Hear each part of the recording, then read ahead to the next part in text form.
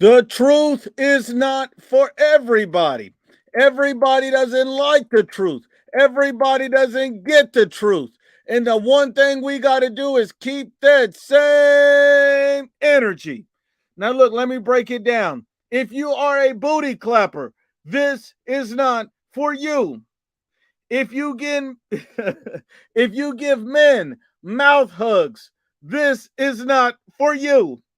If you bite your lip when you wipe your ass, this is not for you.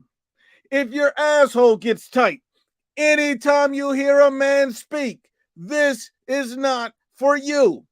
If your breath smells like nuts, this is not for you. We not playing no games today. We're letting everybody get on here and cook. Say what you got to say. The landlord is back, and I'm ready for all the smoke. Whether you want it with me, if you want to just jump on here and say what you got to say, it's all good. Now, look, I'm going to be honest. I'm going to be nice today, but don't push me because you're really quick to get body bagged. And the one thing we do, if we don't do nothing else, is keep the same energy. But I've seen a few suspect comments, so I just kind of want to body bag these morons. This guy with this tight ass Benavidez shirt on, rubbing his nipples, talking about Canelo's a duck, 200 million is crazy. Team Benavidez believes that Canelo Alvarez deserves all of that money. So you look like a dumbass. Body bag, real quick. Who else we got? Who else we got? Who else we got? Salute my brother Carlos. Thank you, my brother. Thank you, my brother. Hold on. Somebody else has said something else. Somebody else said something. I can't find them. Somebody called me a fanboy, but they love my channel. How do you love the channel of a fanboy? You got to be a dumbass. They let you know your logic is off. They let you know you're stupid. And whoever you are, slap yourself for being crazy. Your mama should have swallowed you. We're going to keep that same energy. We're going to keep that same energy. My brother Gail Martinez says if Canelo Munguia fight is competitive, they're going to say Canelo is exposed. Look, Canelo knocked out Caleb Plant, and they said Canelo was exposed because he lost early rounds or whatever. David Benavidez basically lost almost half that fight. No one said he was exposed, and he could knock out Plant. And then they still said that he's a monster and a killer. These guys are meat riders and meat lovers, nothing more than that. That's all they are. Hold on. I'll tell you what, Seven on. Go ahead and click the link. He said I D-ride Canelo, but you the one with a Benavidez shirt on. Look at the Benavidez meat rider. That's what I'm talking about. So go ahead and click the link and get on here. So 7 on or whatever your name is, go ahead and click the link and come get this smoke. Click that link. Don't get on here and leave no more comments. Go ahead and click the link. Come on here and expose me. You that man, right? You got on your Daddy Benavidez shirt, right? Well, go ahead and click the link. I've already dropped it once. And you know what? Since you can't find your nuts, since you can't find it, I just dropped it again. I just dropped the link again. Go ahead and click it. Because any man wearing a David Benavidez shirt and you want to call me a fanboy, click the link and locate your nuts. You're welcome on the IBFP. That's all I'm saying. That's all I'm saying. If we don't do nothing else, we're going to keep the same energy. I want everybody on. Dwayne, what's good? Yo, salute IBFP. Can you hear me? Yes, sir. Yo, my man. New Yo, what up? body bags. Let's get it, man. I'm happy to come on. Thank you for having me on, bro. I've been trying to get on these past few lives. I've been trying to hop on the one with Happy Javi where you cooked that boy, where you almost made him cry. I try to hop on the other one with Knockout Boxing and IOTVA. That was a really good debate, but I finally had the chance to jump on. I was watching the Boxing Boys right now. I have you put on post notifications, and I'm like, it's time. I was gonna take a nap, but I saw the notification. I'm like, let's cook, man. Let's get it. I don't know, man. I got a lot I want to say. I'm really happy to be on. But you watching the fight tomorrow? Well, hold on. We're going to get into the Canelo Benavidez. That's what everybody want to fight me on, man. So I just want you. Let's get on that topic real quick first. All right. First and foremost, PBC Premier Boxing Champions. It doesn't stand for Premier Boxing Champions. It stands for Please Beg Canelo. Canelo Dunn came over to the PBC and robbed them out of all their money for one fight, man. Now they don't have the funds to pay him anymore. I'm with this Munguia fight, whatever. I believe if Canelo beats Munguia, this will be his 20th world champion. 18 if you want to get technical, because he beat 2 regular champs. He beat Rocky Fielding, and then he beat Austin Trout for the regular belts. But I'm excited for that one. But I feel like after this, there's no other option than Benavidez, man. And I feel like Canelo knocks Benavidez out. I feel like Benavidez, I think he has a very wide frame, and it's going to be target practice for Canelo all night long. So another narrative, and he's going to beat the Cookie Monster. I mean, how do you have Canelo winning the fight, though? For me, for a Canelo Benavidez fight, I think it'll be interesting. I think it's a competitive fight. I think it's a tough fight at points, because Benavidez is basically going to be a heavyweight on the night of the fight. But I think Canelo Alvarez, because David Benavidez' middle name is Piñata. So, he blocks punches with his face. Exactly. And so all of his fanboys always talk about David Benavidez being this killer, this monster, but they never talk about him blocking punches with his face. And to me, that's going to end up costing him the fight. David Benavidez never fought a puncher, and David Benavidez blocks punches with his face. Canelo Alvarez is a natural counter puncher who's an elite counter puncher. He's going to eat him up the entire fight with counter punches. That's what's going to happen. I think Benavidez gets hurt, dropped, may go to a decision because he's so big. It might be hard to stop him, depending on how heavy he comes in. But if Canelo's on his A game, he stops him in 10. If Canelo's having an okay night, he outboxes him in 12. Facts. And I really like what you said at the beginning of this live, where you said that if Canelo, goes to distance, were to go to distance with Benavidez, people say, oh, he got exposed.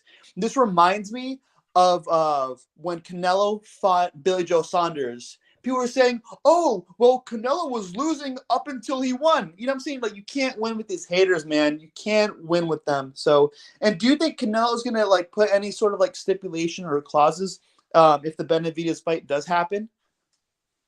The one thing I'll say about that is it's possible that Canelo puts a clause or stipulation on, because Benavidez said that he's open to a rehydration clause. So if Benavidez is saying he's okay with the rehydration clause because he knows he's a weight bully, no one can complain or bitch about it because he's asking for it. Exactly. If you're asking for it, how can anybody have a problem? Facts, man, facts. And I think, man, I'm excited. Do you think it's going to happen in the United States, or are you thinking the Saudis are going to make the fight happen? Whoever can come up with the money is where it's going to happen. Wherever the money is going to be lucrative. If the Saudis the only one that can put the money up, that's where it's going to happen. You're absolutely right, man. I'm really excited for that to happen. But, right now, first things first, Cinco de Mayo weekend, we got Munguia. And I feel like if Canelo beats Munguia, I mean, he's a favorite to win. I mean, like I said, it'll be his 20th world champion that he's defeated. And that means he'll be 4 wins away from tying Floyd Mayweather, because Floyd Mayweather defeated 24 world champions. I believe Pacquiao beat 23 or 22. But I feel like Canelo's next goal could be to, not even just tie, but to break Mayweather's record. And I feel like he can. You got Munguia, that'd be 20. Benavidez, 21. Jamal, if he gets, if Jamal gets healthy mentally and physically, that's 23. And then boom, for 24, beat Bivol. And for 5, he could hop up to cruiserweight. You know what I'm saying? Maybe fight the winner of the Zerda Ramirez and who's Zerda fighting again? I'm not exactly sure, but he's fighting for a belt, I believe, at cruiserweight. Yeah, exactly. And if Zerda wins that fight, he'll be the first Mexican cruiserweight champion. That'd be crazy. But I'm excited. I want to hop on for a little bit, man. And I want to say shout out to you, man. You produce the best boxing content on YouTube. You and the Boxing Voice are my top 2 favorites. I watch Ring IQ. He's my new favorite. I watch Black and Brown, Monty Brown. So I love all your channels, man. You're really consistent. And one more thing before I go, I want to shout out Canelo Alvarez. His pre-workout that's only sold in Mexico is really good, man. His pre-workout, I guess pre-workout is creatine, his BCAA. So go down to Mexico, go get you some Yacoa, man. It's really good. I just want to hop on, man. You're the man. And yeah, man, I'm gone. Take care, man. Have a great show. I'll be in the chat. Thank you, my brother. Salute. Peace. Appreciate you, my brother. And look, who's next on? Keep the same energy, Carlos, Kyle Porter. Whoever wants to go next, feel free to jump on, and we're going to keep adding people from backstage. Kyle Porter, what's up? What's up, Nuke? How you doing, man? Pretty good, my brother. Good talking to you. Yeah, likewise. And it's always respect. I may not agree, but wanted to kind of toss some thoughts off of you. First off, the gentleman that was just talking, he said Canelo is, about to beat additional title holders. He wasn't referring to current title holders, right? He's saying people who have had belts. I'm assuming he was assuming people that had previously held belts because Munguia's not a champion, Jamal Charlo's not a champion at 68, and Canelo won't be going to 60 for no belt. So yeah, all right. That so had to be what he was. I want to start by saying I am a fan of Canelo, the work he's put in, becoming undisputed. I've always kind of went toward all the YouTube platforms by the criticism of Canelo. But, it's kind of one of those sports where it's what can you do for me today? I don't have a commitment to any fighter. I applaud what they're doing. At this point, I'm not pleased with his uninterest in fighting David Benavidez. It seems to be the fight that the fans are clamoring for. I think David Benavidez did have the title at 168. He lost it due to recreational drugs and then missing weight during COVID. He had excuses. Point being is Canelo grabbed those titles. I am a little discouraged by Canelo's actions and even just lightly throwing out the money, not demand, but what would encourage him to take the fight. He initially was on some, no Mexican opponent. Turns out he's fighting Jaime Munguia, who's a good fight. I'm going to be entertained by that fight, but I just don't understand exactly how, people are justifying the fact that he should not look David's way. I think this is the one moment where Canelo rightfully deserves criticism. What is your take on that? Well, my take on that is different, and I'll give you this. So first off, I'll just say a few things that I just disagree with. The first thing is about Canelo not wanting to fight Mexican fighters. That's like some lie that's just been passed out completely. Canelo has always maintained that he's willing to fight any and everybody. He always says that. That's why he's taking the Munguia fight. That's why he said, if the money is right for Benavidez, I'll fight him next. No problem. But it all comes down to Canelo always saying that I'm ready to fight anybody. I'm willing to fight anybody. I'm not shying away from anybody. He's always said that. He said he does not like to fight with Mexican fighters. He never said he would not fight Mexican fighters. So I don't know if that was lost in the translation of his interview, and then everybody just took that and ran. But yes, he said he prefers not to fight with them, but that doesn't mean he will not fight. He said, hey, I don't care, I'll fight anybody. And I think his resume shows that. Yeah. Aside from that, I look at David Benavidez. I told everybody on my channel, I said, as a Canelo fan, I want to see him fight David Benavidez. That's a fan that I want, the fight that I want. I don't see any fan base, Canelo fans, Benavidez fans, any fans saying they don't want the fight.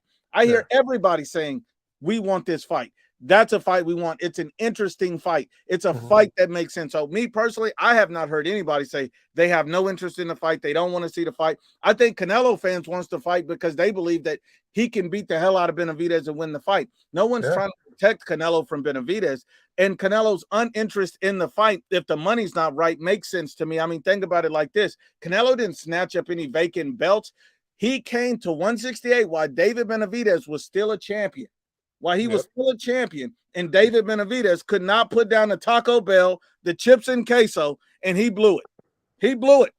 So why didn't David Benavidez unify with anybody in the division for all the years he was there?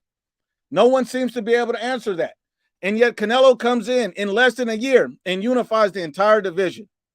I can't understand it. The man that's put in the work, that's unified, that's fought everybody, he ain't never marinate no fight. Even Team Benavidez is saying today, we need to marinate the fight. I don't know if you've heard that from Team Benavidez.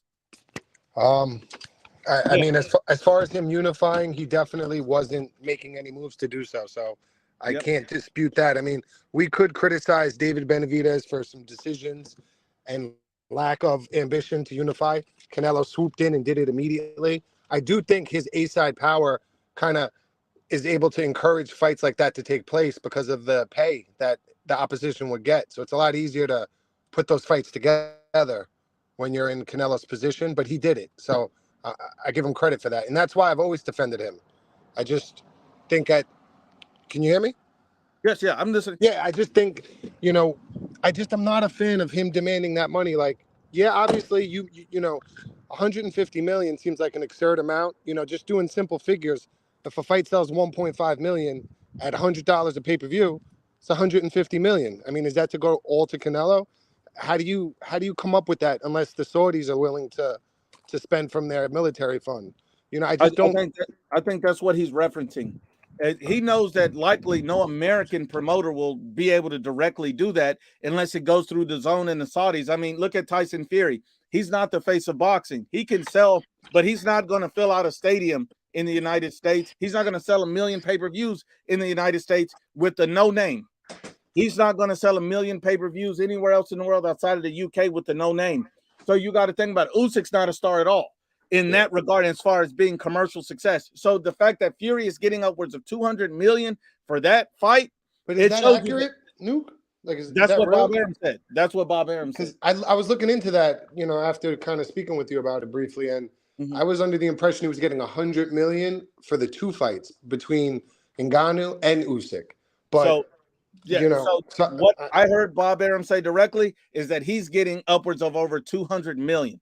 All right. Well, I have the interview linked on my my last video, the video before last. So it shows Bob Arum saying it's 200 million. So I feel like if Canelo's asking for 150, and here's another problem. I don't see how anybody could have a problem with him asking for the money when Team Benavidez says he deserves it. He should ask for the money. They're encouraging it. So if they're encouraging it and they want it and they say he deserves it, then what's the problem? Then now the only problem is let's go find the money and put the fight together. That's what's happening.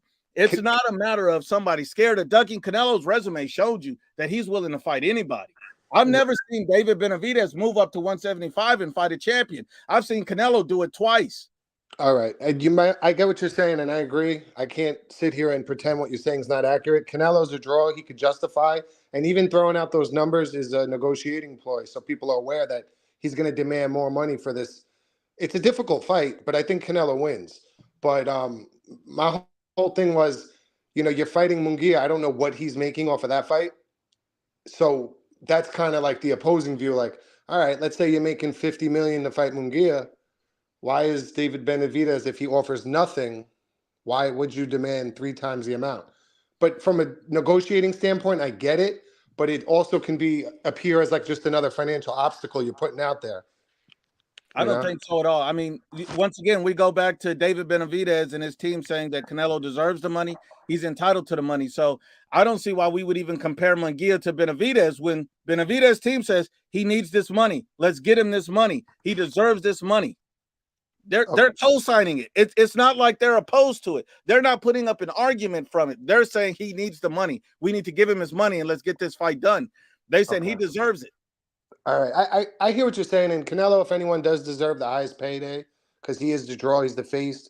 I know, but this is Team Benavidez that is saying it. They're saying that he should have this money. I think you got to bend the knee to Canelo's ego as well and kind of say the things and support him, some of his talking points. Because if you disrespect him, you're not getting the fight. And David has done things that were like a little bit of a call out, but he's kept it fairly respectful, like with trying to get the fight. His father has not kept it very respectful. And that's been a major problem. And also with David, these guys didn't rush to get a Canelo fight. I mean, these guys were requesting to move up to 175 before mandatory is due. They've always realistically looked towards September for a fight. And so now they're talking about possibly marinating the fight for even longer than that. And this is all coming from Team Benavidez. So I think that we got to look at both sides of the coin here and not just put everything on Canelo when it comes to that. And the fact that they're okay with the money should never be brought up as a talking point of Team Benavidez to say this guy needs his money. Do you think there's Do you think there's any truth to when PBC initially offered a 3-fight contract to Canelo? I was told that it was Jermell Charlo. Then it was the second fight was to be who was the second fight supposed to be? They said Jamal, and Spence is what they said on the contract. Now, this is what Dan Raphael reported. Now, I have articles leaking from Mike Coppinger where he's basically stated that the third fight was undecided. Canelo and PBC were going to mutually agree on a third fight. They had not agreed on a third fight. So the first two fights were the Charlo brothers, and the third fight was up in the air for both sides to agree on. And then the PBC, you know, David Benavidez' own promoter, Samson, boxing, none of them have ever made Canelo an offer for any fight.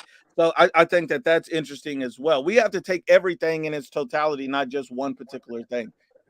All right, and that's why I'm open. Like, I'm hearing you out, and I'm not getting disrespect. Like, you know, no. It's just we're just talking boxing. You know, and then because I was under the impression that Canelo and PBC basically decided to break the contract mutually because PBC could not afford with their new Amazon deal to pay for a Spence fight after his defeat. It just wouldn't have garnished a return.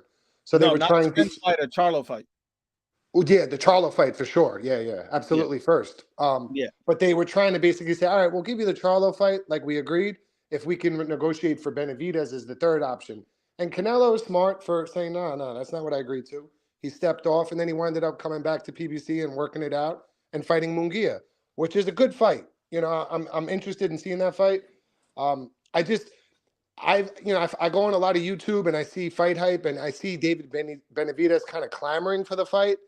And I haven't been getting that same energy from Canelo, which, you know, I've always given him top props for taking on the tough fighters. Him, Anthony Joshua, Lomachenko, certain fighters. So, you know, he's not old yet. So I'd like to see him defend that undisputed title versus David Benavidez because, in my opinion, he's more deserving than Munguia. And if he wants to negotiate to get $100 million, go for it. That's your right. You're the A side. But if he doesn't fight, in my opinion, David Benavidez, I think that it may be a stain on his legacy. And I don't know if you agree with that sentiment, but I think it's a fight that kind of needs to happen, or else it can really like tarnish his great, amazing legacy. I disagree, but I respect where you're coming from, but I completely disagree. This is why. Canelo's a Hall of Famer without Benavidez.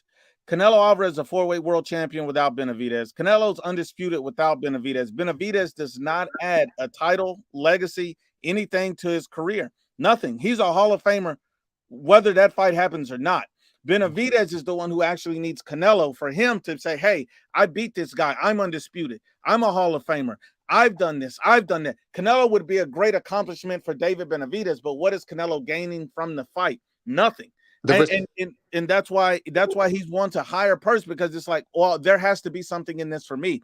Now, when you see a lot of people talk about, oh, you know, like you were saying, like, oh, Munguia is a great opponent, but I don't see how he deserves it over David. That fight was never happening in May. So I think people have to put that aside. That fight was never going to happen. Benavidez was not interested in fighting him in May. They had already requested to move up and wait. So I'm going to be honest with you. I think the fight was always looked at to be September or later. I just heard Samson on a Boxing Voice today saying that the fight is going to happen in September or November. This is what Samson, Benavidez' own promoter, is saying. I don't think anything from his legacy. Only thing I will tell you is I want to see the fight. I think everybody does, but I think everything also has to make sense for everybody involved. It's kind of like, you know, when Canelo challenged Bivol at 175 and said, hey, I want the fight. Bivol begged for the fight. Canelo gave him the opportunity, and then Canelo wanted to rematch him, and Bivol refused to rematch him at 175, saying, oh, no, I want to fight for your belts, which didn't make any sense. What do I have to gain? I've already given you a payday. You got to give me the opportunity. It wasn't like Canelo was begging him for an opportunity. He was calling out Canelo for years, so Canelo said, okay, let's do it. Yeah. That was respectable of Canelo to move up. I thought that was a tough fight. And again, you can go on for days about how much Canelo has done, because I agree. He's done the heavy lifting his whole career. He's pursued belts. He's fought tough competition. It's kind of like I look at, like, even at Mayweather in his latter part of his career. Keith Thurman was his mandatory, and he fights Berto and gets elevated to super. Yeah, regardless, Mayweather's going to go in the Hall of Fame, but people who are really like in tune with what's happening at that was like kind of like an asterisk. Like, really, you ain't want to give that young lion a chance? The only difference with that is I don't like to draw a parallel between Canelo and Mayweather. Mayweather never went undisputed. Mayweather never took the fights at the times when they needed to be taken. And so at the end of the day, I don't really look at it like that. And then when I turned and I see what Canelo's done, he's taking chances. This guy is undersized, fighting in weight classes he does not belong in. Mayweather has never taken that type of risk in his career. And while I respect Mayweather and he's a Hall of Famer and he's a great fighter and one of the best defensive fighters I've ever seen in my life, I don't like to draw the parallel because I don't think the risks have always been equal. So that's why I don't always look at that in that same dimension. But one thing I will tell you is I think the fight will happen. I think it will happen eventually. Team Benavidez seemed very positive about it lately. They say Canelo deserves the money. They didn't initially want to fight him in May. They wanted the fight to be delayed. So, because I believe if Canelo gets 150, they're going to get a huge purse as well. And they know that. They're not stupid. So I'm sure that they want as much money as they can as well. Benavidez is not even in the weight class. Benavidez tried to fight Munguia as well.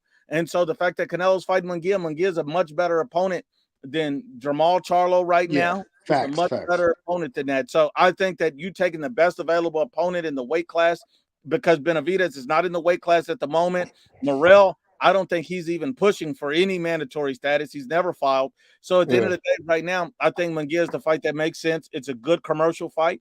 It's going to hype any potential David Benavidez fight. It all makes a lot of sense to me from what I'm looking at. I agree. It's a good fight. You know, it's not the one that I preferred. But I guess, you know, be patient. Canelo's always proven to take on the tough task. So, you know, I think he's earned that right to kind of. But I have one question for you. Yeah. The only thing I will say is, you know, I see a lot of pressure being put on Canelo about fighting is mandatory. Fight your mandatory in Benavidez. He's earned the right. I'm not seeing the same pressure being put on Bud Crawford for fighting Boots when he's not looking at it. When people and Terrence Crawford out of his own mouth said Jaron Boots Ennis deserves the fight. He said it. And he said it's a lose-lose because, you know, I'm not going to be able to get a lot of money out of it. Therefore, I'm not going to fight him. And yet now he's saying he basically gave him the belt, has no interest in ever fighting him. And so, okay, that's fine. My whole thing is there's no pressure or backlash he's facing. People say, well, Terrence Crawford's earned the right to do what he wants when his resume is paper thin in comparison to a guy like Canelo. I understand. I agree with you. If he's going to remain at 147, he inherited that mandatory, but if he's staying at 147, he should fight Jaron Boots Ennis. I think it's not about, and I don't mean to interrupt you. It's not about staying there. It's about a willingness. So think about this. Terrence Crawford said he'd be willing to stay there for a lesser opponent if it was a big enough fight, money-wise. It had nothing to do with realistically, who's a big fight at 147? Well, that's what he was talking about. He said if they were trying to make a fight with him and Tank on the PBC, he would take that fight in a minute. That'd be a huge commercial fight. And he said, I have no problem with taking that at 147. Now, my whole thing is if you're willing to fight Tank, you should be willing to fight Boots. I just don't think that at the end of the day that you can criticize one, because then that means mandatories don't matter. You can't pick and choose when, okay, I'm going to hold Canelo's feet to the fire, but I'm not going to hold Crawford's. That's a double standard. But you understand that Spence had the mandatory obligation. It was a unification. Crawford beat Spence, inherited it, and he was locked up in a rematch. So at the time, he really couldn't entertain Boots. But what he said verbally showed he didn't have an interest. So I understand what you're saying, like 100%.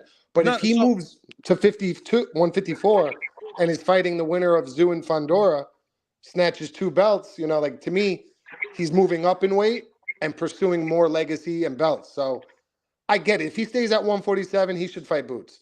But if he's choosing to move up. Hold on 1 second. I disagree, and this is why. So you look at Terrence Crawford, it's his mandatory like Canelo's mandatory. I don't know. Canelo's already moved up to 175, and he may move up again. We don't know. My whole thing is he shouldn't be penalized and held to a different standard. A mandatory is a mandatory. You say he inherited from Errol Spence. He knew he was going to have that mandatory after he fought Errol Spence. Should he win? He knew this was coming. But what, a rematch clause? No, let me finish. He knew it was going to happen. So my whole thing is just like Canelo inherited Yildirim. Nobody wanted to see the Yildirim fight. He had to fight him. That was originally David Benavidez mandatory.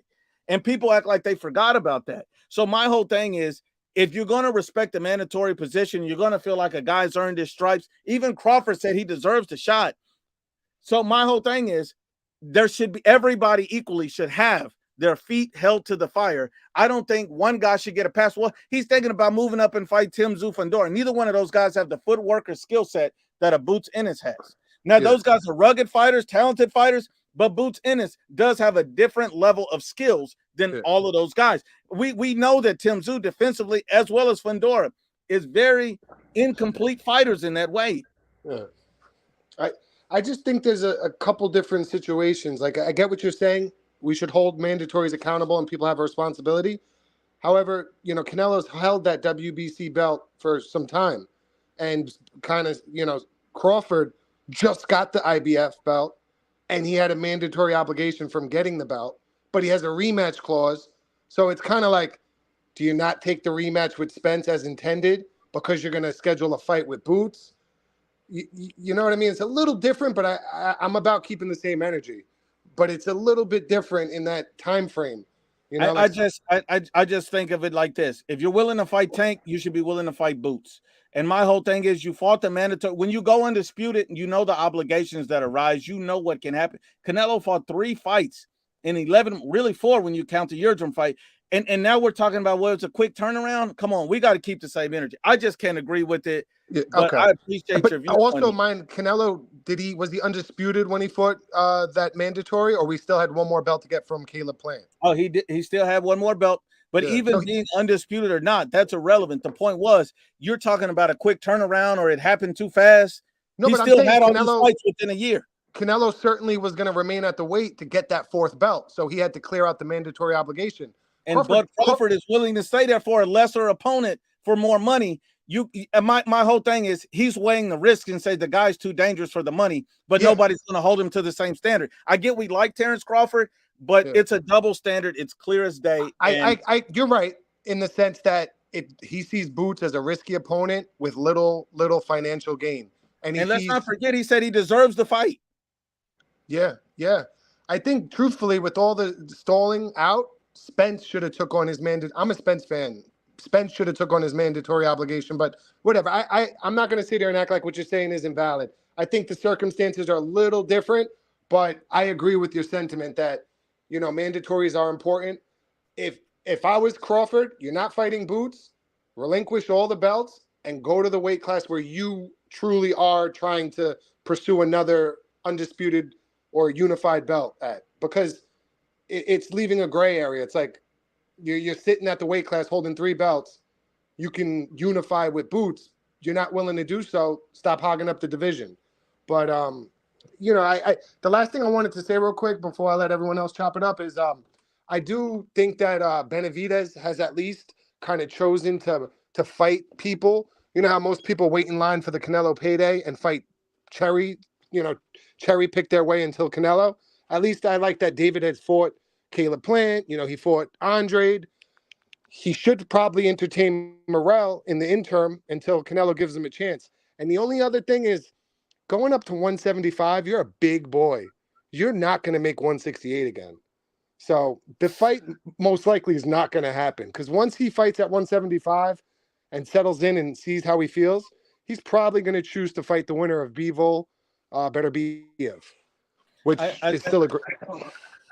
If he did that, I would respect him. But I mean, you have a lot more faith in David than I do. I just don't see him passing on the Canelo fight to fight the winner of Bivol or Beterbiev. I think both of those guys beat him rather easily. And I think the thing is that, you know, even though he's very big for 168, I think that, you know, a lot of talk is going into David.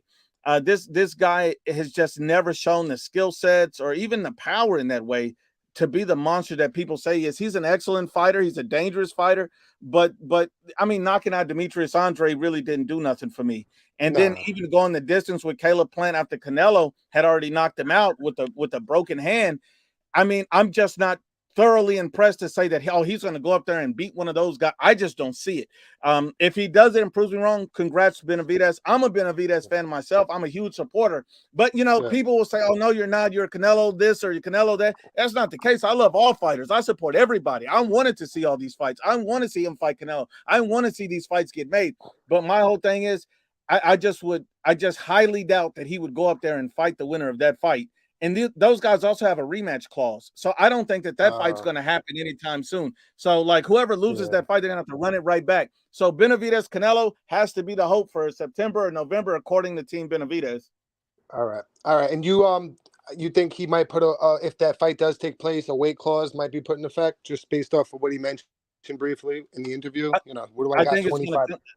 Yeah, I think it's going to Yeah. come down to the money. I think if Benavidez is and Canelo, they're going to negotiate all that, and depends on how much everybody wants and what's the pot. And then I think that's where the weight clause is going to come in. I mean, think about it. Benavidez is saying that he's willing to adhere to a weight rehydration clause. Why? If he feels like it's not going to make a difference and he feels like he's healthy and safe at 168, and he's telling him, put this on me. I want to fight that bad. I want to just prove I can beat you. And Benavidez goes in there with the weight clause and beats Canelo. Yeah. That's historic shit, and he deserves a top pound for pound spot for that. I think he understands he needs to bend a knee to the Canelo because it's a payday. He's the A side, and you got to sometimes make the sacrifices to get the big opportunity. So, props to Benavidez for and that's why I'm a fan of I almost said the name of your channel. Where's the IBF? Sanctioning body? No, not your channel. The sanctioning body, IBF, right? Oh yeah, the IBF, yeah. I like that they have that rehydration clause built into their system, where I think it's like 12, 14 pounds after weigh-in. So I think that kind of like makes the competition more accurate to where you belong. So if a rehydration clause is called for, I think David should accept it because he's a big boy and stature-wise, Canelo's at a disadvantage. But Canelo's an animal, and I hope he continues to put on the fights and show the rest of the boxing world what's required to be the face of boxing, unlike people like Tank Davis. So I'm gonna hop off. I appreciate you giving me the time to speak to you about this. Really, it's always a pleasure to chop it up with you, and I'm gonna continue to listen in, brother. Absolutely, man. And look, I tell you what, man, we definitely will know by the end of this year, or at least in the next several months, who really wants to fight, what's available, and what's going to happen. And I'm sure we'll return to this conversation again. All right, brother. Keep doing what you're doing, man. Thank you. Salute, family. Thanks for jumping on. And we got somebody else on, and I'm gonna start adding a lot more people from the back. My brother says Canelo is 5'8", the other is 6'2". A weight clause is okay, in my opinion. The boxing sage, salute to you. He says, IBFP, I know I look up to your unbiased opinions, and if David was undisputed at 168, Canelo would have already beat him, and the haters would have dismissed him like all the other opponents Canelo has fought. And I agree with that to a degree. I mean, think about it. Every time Canelo fights somebody, oh, it was a cherry pick. This didn't need to happen. That didn't need to happen. It was this. It was that. It's always some excuse. And, if you can go back and look and say, oh, Canelo was ducking this guy and then he fights and beats him. Now it's like, oh, that was a cherry pick, though. Oh, he's a European fighter. He wasn't a black slick fighter. And it's always some other excuse. And that's always what happens. So I agree with that 100%. Omar G, he says, what do you think about the Garcia's opinion on Canelo not fighting with Benavidez and Reynoso's tactic of scouting Benavidez first, which looks cowardly?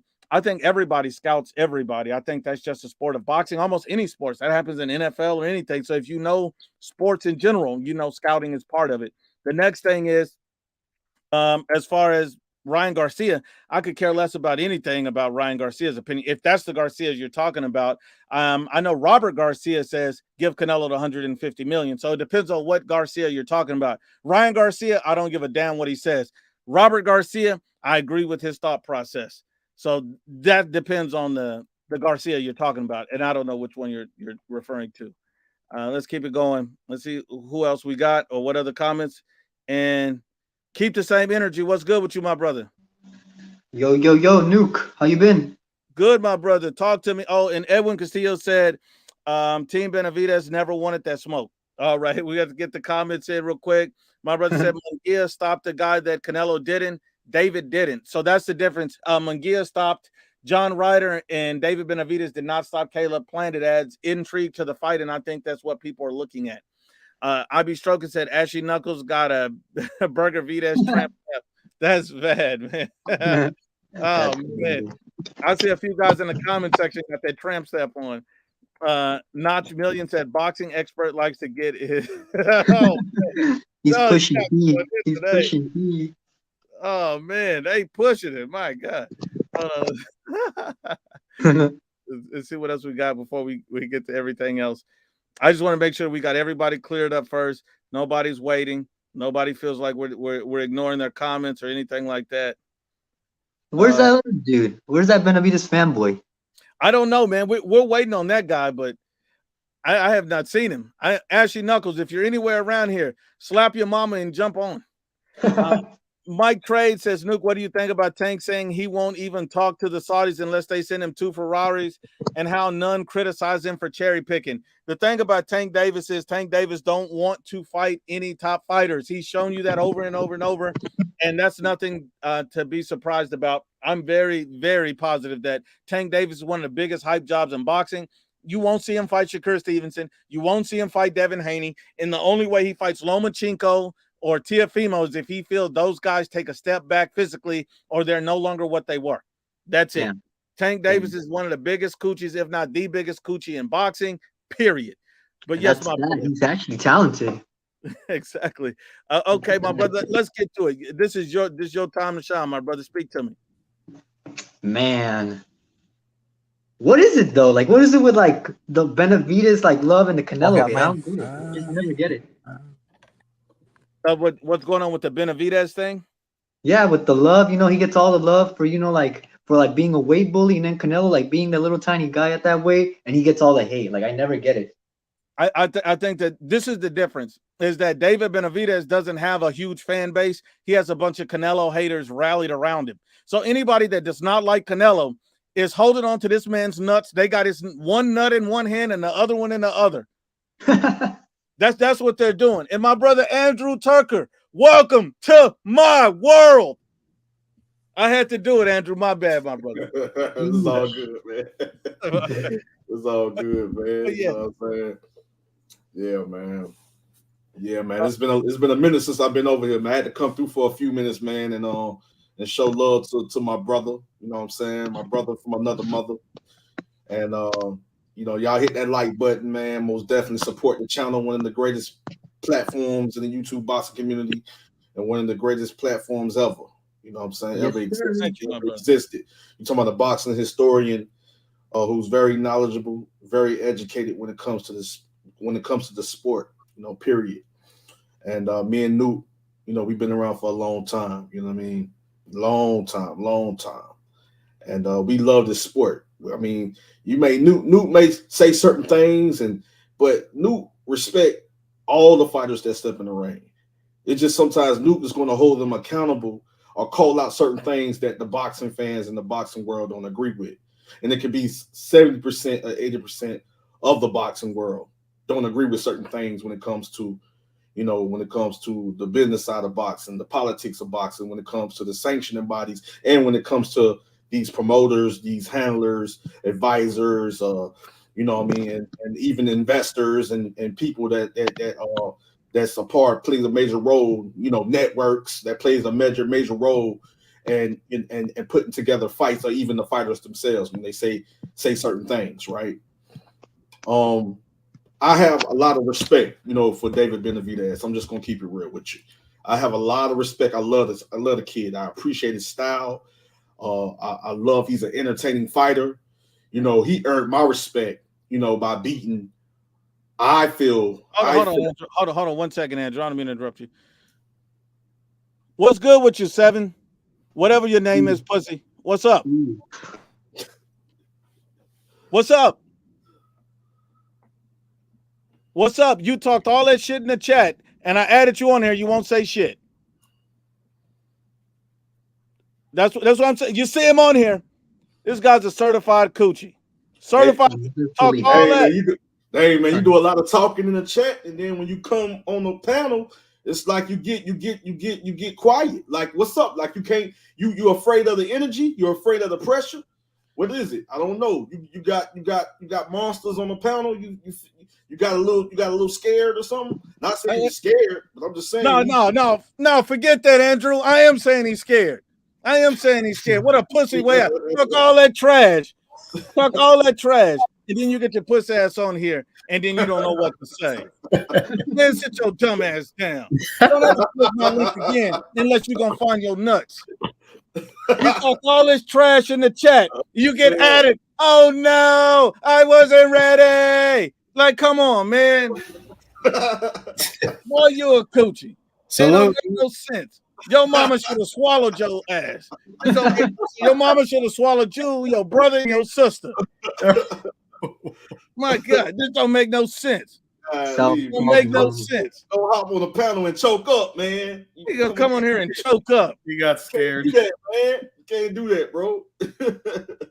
But like I was saying, though, you know, I got a lot of respect for the kid, man, for little David, you know, and he's a beast, man. Like, you know, like honestly, I felt that the fight with him, Caleb Plant, I felt that was gonna go 12. Came close to stopping him, but I felt that was gonna go 12 based on the skill set of Caleb Plant, based on the styles. I'm gonna say the styles, and I just knew that Benavidez was gonna struggle with a per boxer like Caleb Plant, and he can be a puncher at times too, because he sits down on his shots, he can get you out of there, just like you saw him get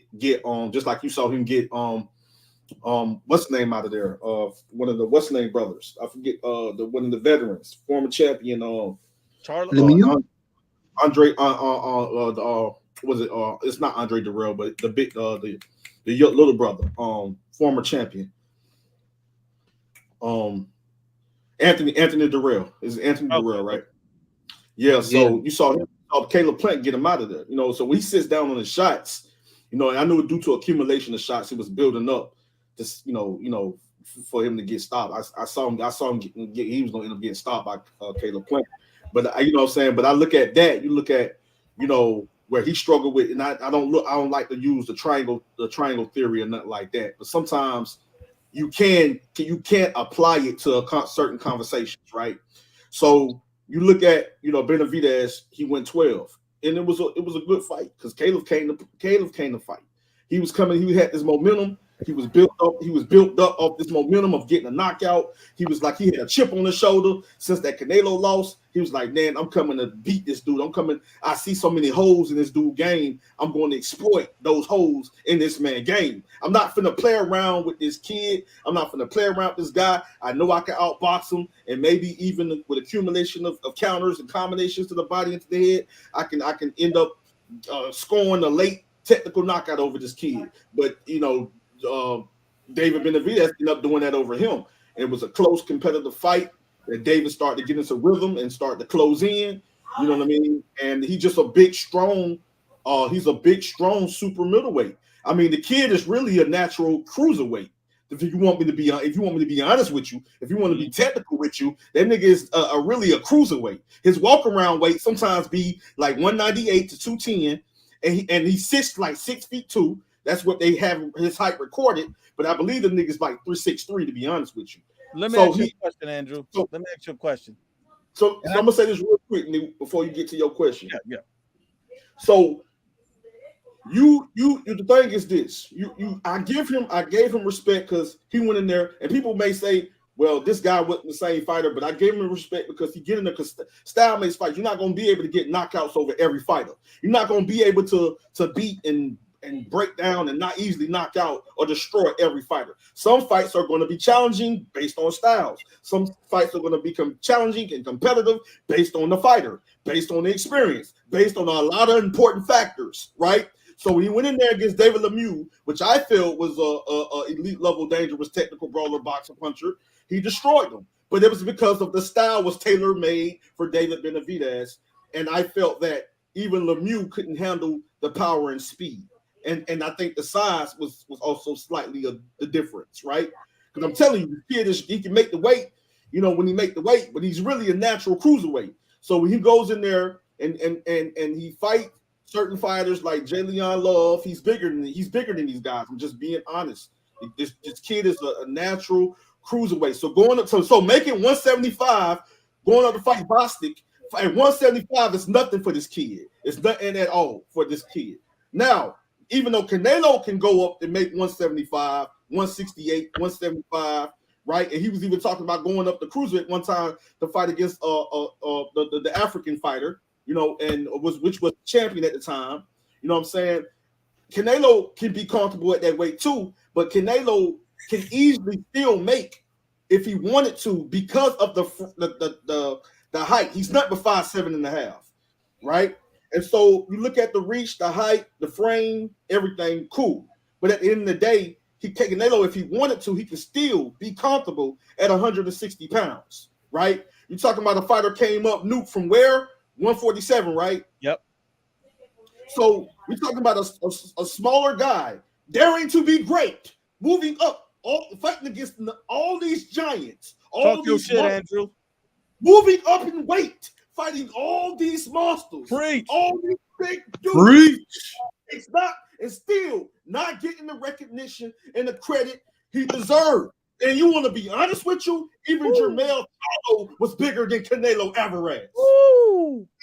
Y'all don't want me to tell it. Y'all don't want people to tell the truth. Y'all want to just find something to throw stones at a fighter, find reasons to nitpick, find reasons to say that he ain't do this, he ain't do that, he needs to do this, he ain't do that. Gennady Golovkin was bigger than Canelo Alvarez. They say he was going to never fight Gennady Golovkin. They say he was scared of Gennady Golovkin. They say he was running, but he ended up fighting that man 3 times. Dimitri Bivol is the best fighter at 175. Next to him is Arthur Beterbiev. And I'm going to tell you why Dimitri Bivol is the best 175-pounder, because on June the 1st, he will defeat Arthur Beterbiev. So Canelo already fought this guy, Dimitri Bivol, daring to be great, win or lose. And Canelo went up there and went to war with him, pressured him. But it was just some things that threw Canelo off. And then I believe if he was to go back in a rematch, he will beat Dimitri Bivol. You know what I'm saying? Because I've seen some adjustments Canelo made. I see some improvements when it came to fighting certain styles, right? Canelo gets in there, becomes undisputed against a bigger Caleb Plant at 168 to become undisputed. Destroyed the bigger Billy Joe Saunders, which is a great fighter. I don't care what nobody say. Destroyed. Billy Joe Saunders took his title. Destroyed Callum Smith, which is a natural cruiserweight that campaigned at 168 and went up to 175, knocked the guy out. Yes, he just previously got destroyed. You know what I mean? Yes, he did. But Canelo pretty much put that action to him first. Took his title. He was the king at 168. Callum Smith. That's right. Canelo went up there against a bigger guy and stronger guy and dethroned him and took his titles. Okay? Sergey Kovalev, they make excuses. Oh, he wasn't the same fighter. But he was coming off a knockout.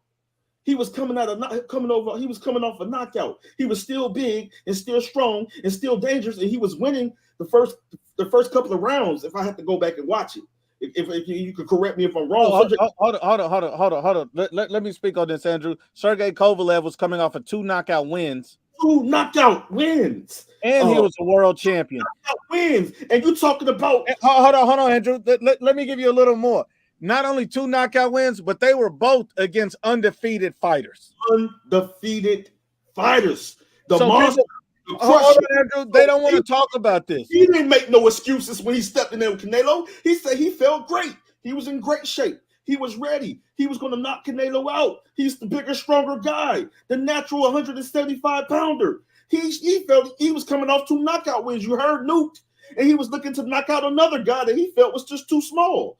But he knew that he had to respect the skills and the boxing abilities, right? The techniques of this elite level fighter, the smaller guy that he felt he was going to easily destroy. Daniel Jacobs, bigger, stronger fighter, went in there, went to war with Canelo, lost, came up short against a skilled elite level fighter. You know what I'm saying? Hold on, Andrew. I got a quick question for you and everybody on the panel. Now let me ask you this: why is it, do you believe, that Canelo Alvarez is getting no respect right now? I believe one of the reasons why. I'll give you 2. I can really give you 4, but I'm gonna just give you 2. One reason is because Canelo is doing something that a lot of boxing fighters is not doing. That's for one, right? And for number 2, is jealousy and envy. Perfect. I'm done. That's something. That's it. The Sun, what's good with you, my brother? Salute, brother. Salute. Salute. I finally arrived. And also, we got someone that basically, I guess, wants to debate you. That I see in the comments? I see Mr. Good Old Punch Drunk is actually in the comments right now. Well, I just dropped the link, so he's free to click it. Hell yeah. Oh, I can't wait to see this. If you and Punch are going to debate, I'm going to sit back here. I just want to see you cook him.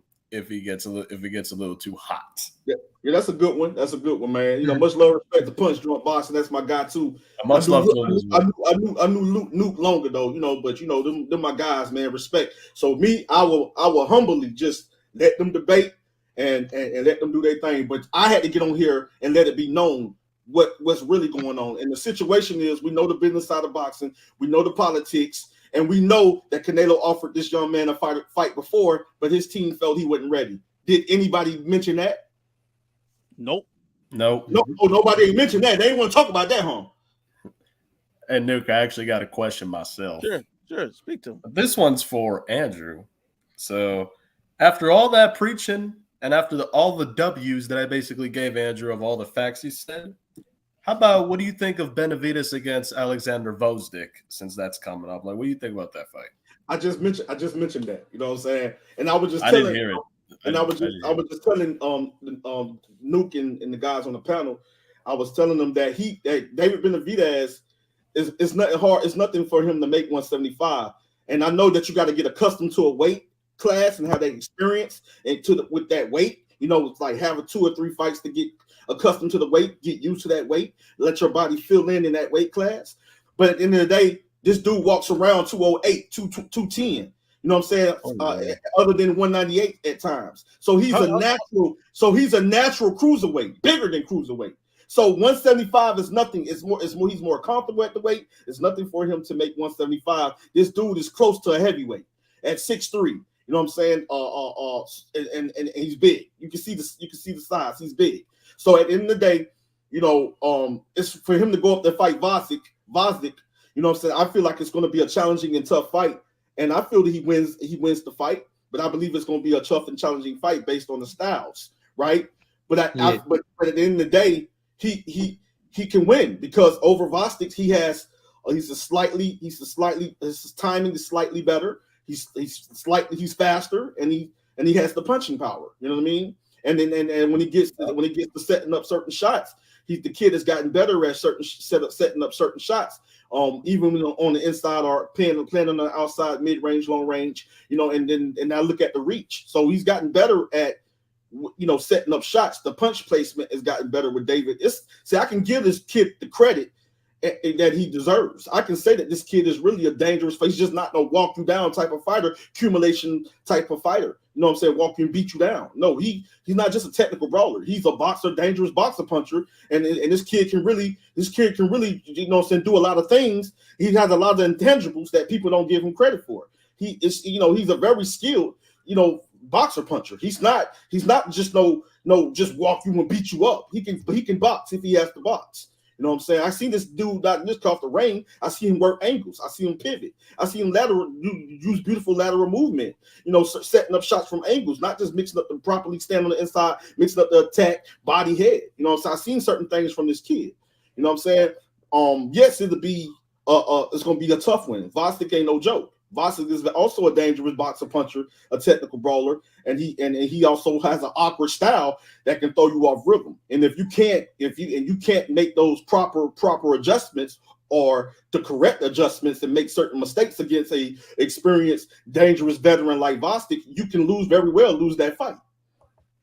Yeah, you're not wrong. I mean, and it doesn't even matter. I don't even care if Vosdik is out of his prime at 36. Even if you're out of your prime, you could still be a dangerous fighter. You know what I'm saying? Look at Pacquiao at 40. Destroyed Keith Thurman. Humiliated him. Right. Yes, he did. Oh, my goodness, he did. Yeah. Absolutely. Let me get a few of these comments and welcome my brother Punch Drunk on here. Antonio Dominguez, salute to you, family. Let's see who else we got real quick. It's like to get all the questions out of the way before we have a conversation about anything. What's good, IBFP? What's good, Andrew Tucker World? What's good, people in the chat? What's good, people in the panel? What's good? What's good, bro? What's good, my bro? Yeah. What? Oh, they want to debate. They want to debate IBFP. They want to debate. I mean, what's the debate? I don't know what we're debating, but exactly. What y'all want people to chat? What y'all want us to debate? Huh? You feel me? Look, We all want to see David Benavidez versus Canelo Alvarez. Whatever side anybody on, we want to see the fight. We understand that. At first, when I heard Canelo Alvarez said about the 150 and 200 mil, I'm like, come on, Canelo. Come on, Canelo. Come on. You know what it is? This is what it is. Canelo Alvarez is the king, right? Canelo Alvarez been setting the tone for so long. So long that we just expect something from Canelo Alvarez. So it's almost like having a relationship with your wife, right? She got your back, you love her, she loves you, but you also that's the woman that also could get you mad too. That's the person that you argue with, but the person that you love the most. You understand? See, we don't expect anything from Charlo. We don't expect anything from Demetri Andrade. That's my boy. I don't know what he's gonna do next, right? We don't expect what David Benavidez is gonna do next. We don't expect what Caleb Plant gonna do next. We don't expect what Belango, Jaime Munguia, we don't expect nothing from them. So the only person that gives us some expectations is Canelo Alvarez. And when he might not give it to us when we ask for it, then we get frustrated with Canelo Alvarez because we only depend on Canelo Alvarez. So when he said that 150, 200 mil, I'm like, come on, Canelo, come on, man. Come on, Canelo. But then when Samson had the interview yesterday and he said he could get the 150 mil, that's when I'm like, that's it. David Benavidez' team is bona fide liars. They're liars.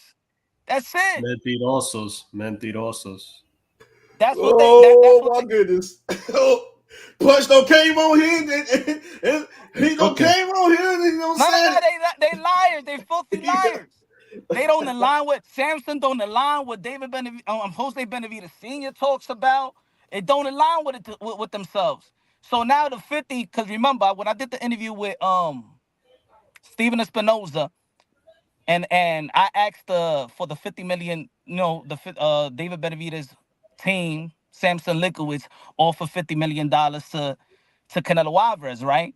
Steven Espinoza said, yeah, it's backed up by PBC and Showtime. So I'm like, okay, I asked the right question, they gave me the right answers and things of that nature. He declined. Then he got the 3-fight deal. But then listening to Samson yesterday is just telling me that no wonder he debunked no wonder he declined the 50 million, because that he's well due for 150 million plus. So it's not a duck, it's that y'all really lowballed him. Oh man. For real. And also so I admit I was frustrated a couple of days ago with Canelo Alvarez, but then everything came full circle, and now we see the fraud that David Benavidez' team is. You got all the skill. You got skills, David Benavidez, but your team are a bunch of Pinocchios. I'm a real boy. They're all Pinocchios. That's what I got to say about that. Preach. What they are. Pinocchios. And everybody show Punch him love, man. He coming on here spitting. He going in there preaching. He preaching. And look, and I'm going to say like this. If David Benavidez have a problem with, look, even we say it, right? He's been mandatory for two plus years. He's been mandatory. Well, there's something in the WBC rules that if they're breaking the rules, if you're supposed to be mandated, because he's supposed to be mandated, either you file a petition, in which I haven't seen you really file a petition, or you file a grievance. And that grievance will let you know they're breaking the rules. You won't have to pay no sanctioning fees. But if you have a problem with the WBC not mandating the fight, and you feel like they're taking the opportunity away from you and breaking the rules, you ain't having filed no grievance, and you're about to pay some sanctioning fees to fight some dude you moving up. So you're not really mad that you're not being mandated, because you're still putting money in fucking Mauricio Sotomayor's pockets. Yep. So yeah, it's all coming to light that what Benavidez Senior speak is basura.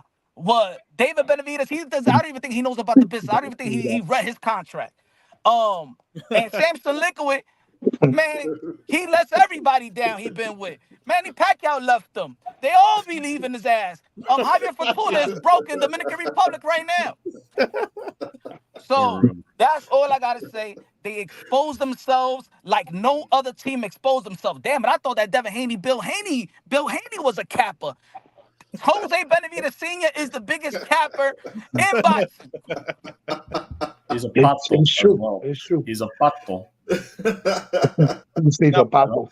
Also, hold on real quick. Punch, I just want you to speak on two things. One, anything you want to speak on Teofimo. I know you know more about Teofimo than almost anybody, and Andrade. If you got anything you want to say about him or anything going on with those guys, we'd all love to hear it. I cannot come to IBFP and not talk about my guy Andrade. But my boy Andrade got his ass kicked, so I can't tell you, bro. Oh man, he didn't get his ass kicked. He got body bag. He got I gotta show my face on this one. I got body bag. He got destroyed. Oh shit! But I was like 6 rows back. First round, I'm like, let's go, boo boo. That's what I'm talking about, baby. That's what I'm talking about. Second round, I'm like, that's what I told you gonna be an upset. And then in the whole crowd was saying, sí se puede. Sí se puede. And I'm like, I stood up, I said, no se puede. Se le va a romper el culazo a Benavidez. He's no monster. He's Elmo from Sesame Street. He's Cookie Monster. And then what happened? Hey, yo, Zab Judah look, he turned his back and he said, oh yeah, man, he's gonna get knocked out. But that was after the second round, which they, Boo Boo did good.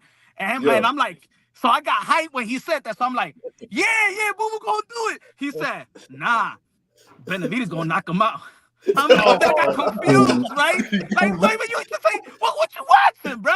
You ain't seen the second round. Hey, Jam saw what I saw. He saw what I saw, bro. I was like, man, Benavidez ain't gonna get him, bro. Man, I was hyped, bro. Then the third round happened. The third round came, and I'm like, let's go. That's what I'm talking about. I'm looking at everybody like, what? But then, David Benavidez was coming on. And then the fourth round came. And he got knocked out. I said, damn, bro. Damn it. But, the fifth round came, and I'm like, God damn, he getting beat up. God damn, throw it in the fucking towel. Run, Boo Boo, run. I'm sorry, Punch, but that was kind of funny the way how Boo Boo was running away from David in that fifth round. He was like, get the fuck off the middle. And then the sixth round, he was like, no, I'm good. I'm good. I said, run, bro. Where's the leg? What happened to the breakdown? Bro, I was like, no, Boo Boo. No, you looked at promising, though. Not Boo Boo Andre, bro. No, not Boo Boo Andre. No, not Boo Boo. You remember when Boo Boo Andre said he was a better fighter than Caleb Plant? Remember all that shit he said? Now I gotta be honest about. I gotta be honest about boy, man. Then when he got done, who do you want Boo Boo to fight next, Punch? Who you need Boo Boo to get in there and make that run and start with? Who do you want to see him fight next? If you were making the fight, who would you like to see him step in there against? If you Southpaw. Jamal Charlo. Oh, that'd be a great fight. Jamal Charlo, Caleb Plant, or Jamal Charlo. Yeah, but you know what he told me though right after the fight though? You know what he told me right after the fight? He said, how much you want to, he said, there's no way Canelo Alvarez is going to fight David Benavidez without a rehydration clause. Well, Benavidez put it forward today, saying that I heard he's willing to put that rehydration clause, so that's possible. You never know, anything's possible. Yeah, and you know what? I really don't agree with it, but to be honest, folks, David Benavidez that night, he came well above 195 pounds, bro. Oh my goodness. What I just told y'all earlier. What did I tell you? What I said earlier. What I told you earlier. Almost 200. No. What I told you earlier. And this is facts. I know the facts. And if Benavidez Senior wanna say what you said, yeah, I know the facts. I was there. What I told y'all earlier. What I told Demetrius, he rehydrated to 185, almost 186. I knew it. I was about to say dying like he was trying to just eat up, right? It's like fighting a heavyweight, bro. Yeah. I told Bro, you, he was man. like Tyson I Fury in that ring, I bro. was telling you earlier, man. I was telling him earlier. He was like Tyson Fury then. So that dude at is first, you know, I natural wanna even like, you know, play into this rehydration shit, because of course you know how the YTBC is, that they're gonna be like, well, Canelo Alvarez is doing the same thing as Tank with the rehydration, right? But when Canelo Alvarez said 25 pounds the other day, I know exactly what he was talking. I know that he knew how he rehydrated his last fight.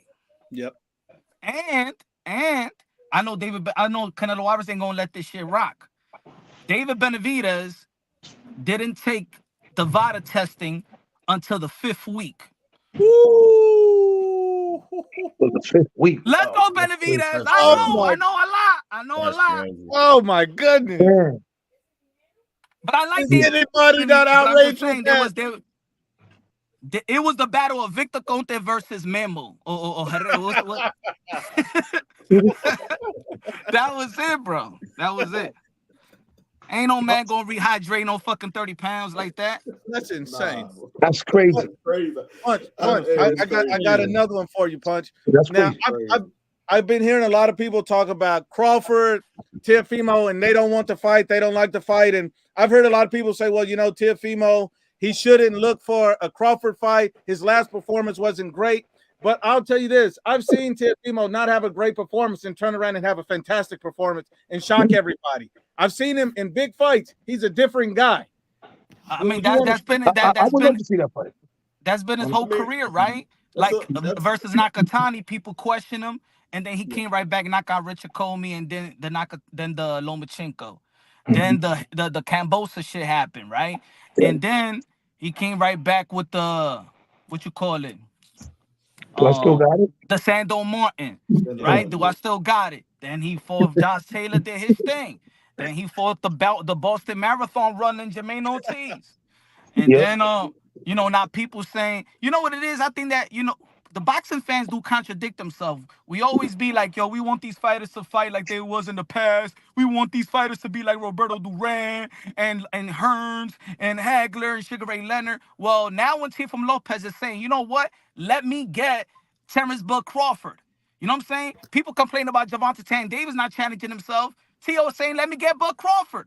And people getting mad. Oh, no, he going to get knocked out. Well, let him get knocked out. Shit, I want to see that fight. fan. I want to see that fight. Yeah, man. Come on, like, bro. That's a legacy-defining fight right there, bro. Well, do they not understand and realize that? I mean, he's daring to be great. All fighters in the history of sport is always the legendary, not living anymore, previous, still living. All legendary fighters have dared to be great.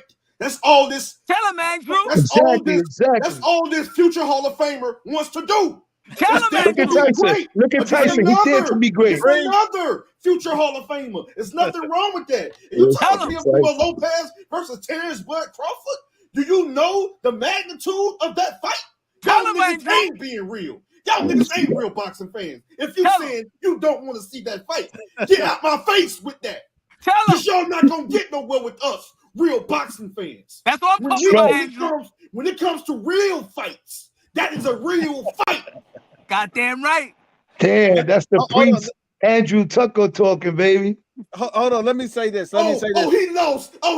He not ready for that. He lost. He ain't doing. Just struggle with this style. That style makes fights. Just because he went this way with one fighter, don't mean he's gonna go right that way with that fighter. That's right, brother. And don't start. Style makes fights. let me say this one thing. Yeah, so what? He struggled with Sandor Martin, but destroyed a better fighter. Right now. A better fighter, and Taylor was a better fighter. Hold on real quick, Andrew. I got one to say. If Terrence Crawford were to fight Teofimo, that would arguably be one of the top names he's ever fought, and the only, I believe, two-time lineal fighter that he's ever fought. Like that'd be he'll be the most accomplishment. He'll be the most accomplished fighter that he ever fought. The most accomplished fighter. Yep. He got to be the most accomplished fighter. He won it. Yeah, that's true. But Crawford won the Canelo Alvarez. Go ahead and say it. Go ahead and say the truth. Tell the truth. More accomplished than Earl Spence Jr. More accomplished. He is. I mean, Earl is the second most accomplished. T.O. will be the first. And that's why I had the problem with Crawford calling out Canelo Alvarez. So now you're telling me that Canelo Alvarez have to cater to 5 guys in the division. He needs to take care of the best 147. Needs to take care of the best 154. He already did. Need to fight Jamal Charlie, who's about in 160. Need to fight David Benavidez in 168. Need to get his get back in 175. Goddamn, what you want? Yo, I'm gonna say like this, man. Canelo Alvarez is more Canelo Alvarez is more pressure to fight the best than Floyd Mayweather, Manny Pacquiao, all of them. Because ain't nobody had to cover 5 divisions. Yeah. 5 divisions? Yeah, man. That's crazy.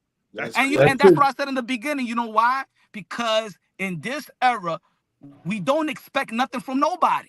We don't even expect nothing from Bud Crawford, to be honest.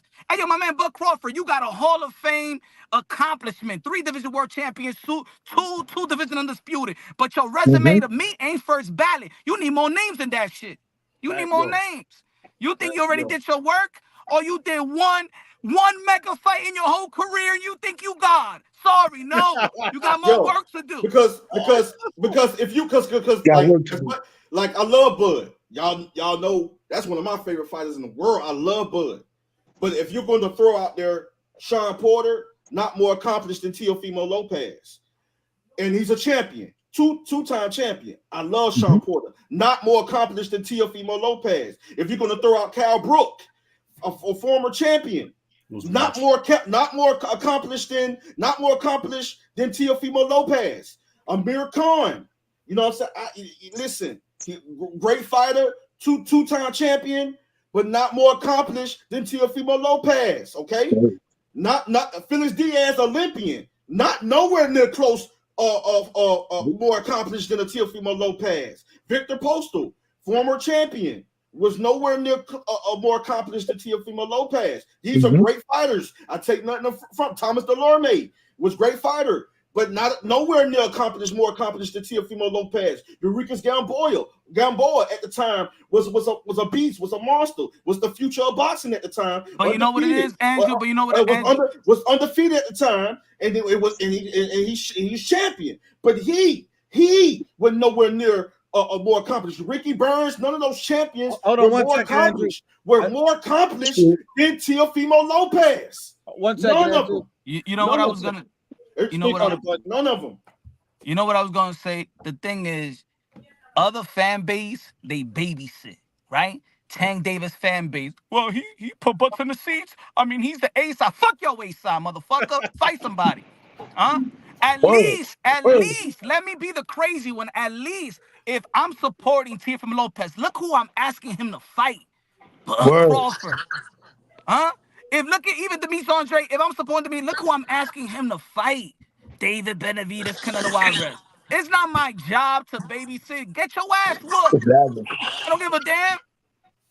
If I could tell my own son, hey, yo, man, you got to stand up for this guy, and you got to, you know what I'm saying? You got to, so you won't get bullied, go fight that kid or whatever. If he tests you, go out there and fight him. If I could do that with my own son, of course I would do it with the fighter I support. Exactly. I'm a fight fan. I want to see fights. I don't care if they win or lose. You can ask the boxing fans. You can do a poll. Who would y'all want next for Terrence Bud Crawford? The winner of Sebastian Fedor and Tim Tszyu or Teofimo Lopez? I guarantee who will execute that poll easy.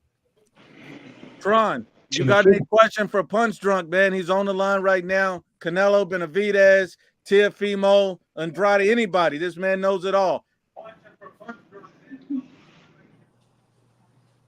Can you hear me, Tron? Yo, what's up, man? What's up? You got any questions for my brother Punch Drunk on the line right now? Yeah, I got a question for him. My question is for him, like, how do you feel about Bivol losing, man, overall with everything? Like, what you think is next for him after this? I mean, look, he lost to the better man that night. Feel me? None of the punches was feeling David Benavidez. You know what I'm saying? He just got walked down, beat up. What more can I say? But what more can I say? I think that he's not a natural 168, and I think that it's better off for him to fight guys. Now move down to 160, but fight guys that's moving up. You see, you see how Jaime Munguia is not a natural 168. but he's fighting Canelo Alvarez. But Canelo Alvarez also moved up. That's almost like fair. You know what I'm saying? Jamal Charlo coming from 160 around the same time that, you know, he just recently got up to 168. So I think those fights for him at this stage of his career, fighting name fights is good. I mean, he was never respected when he held the belts, right? So that never got him anywhere. As soon as he relinquished his belts, he got a David Benavidez pay-per-view headline fight. So I think at this point of his career, fight the names, fight Charlo. If Jamel Charlo gonna stay in the rims of 168, fight Jamel Charlo, because he got beef with Jamel Charlo, not really Jamal. They got beef with each other. And or Kalen Plant. I think Morell is too big. And this is my answer for all that, because I can see where you're coming from with Boo Boo, but if you look at it, everybody at 168, people like David Morrell, even if you look at the only person I think he could have a fair game with, a fair chance, is Caleb Plant. But we know this, and everybody know this in the chat. Boo Boo never been a power puncher. Boo Boo always been the type of fighter in his whole career that always stood like. That's why when he fought David Benavidez, he didn't make no difference because we never seen Boo Boo in a tough fight. And I think right now what Al Heyman is doing with Boo Boo, he just throwing him in there because, like, what else can you give me? Because He's at not this with Al point, Heyman, but he's not with Al. He's not. He's just he's independent right now. You know what I'm saying? He's not with Al Heyman really. He never yo, signed. He never signed with PBC. That okay, was good to stay flexible. Yeah, yeah, yeah. I think the last person that Al Heyman signed, and that's it. Al Heyman is really, and to be honest, Al Heyman is really on his way out. The last person he signed to manage was Michel Rivera. That's the okay, last person he signed to manage. He advises managers and promoters and the other fighters that he got left. But right now, that he's not signing anybody. That's why you see guys leaving. You see Michel Rivera signing with the Jew promoter. I forgot his name. Salida. okay, Um, but yeah, I mean, at least he has a relationship now, and where they was at odds before. Um, and the best thing that I've learned from and behind the scenes is cut off all these middlemen. You know, yeah, just like I Bud agree. Crawford. Bud Crawford fired his attorney that was handling his business, and then he got some new attorney, and then he got that deal done with Earl Spence. There's managers that's keeping fights in the way. That's what I feel like with Samson. Samson is the best friend of Mauricio Sulaiman. That's his best friend.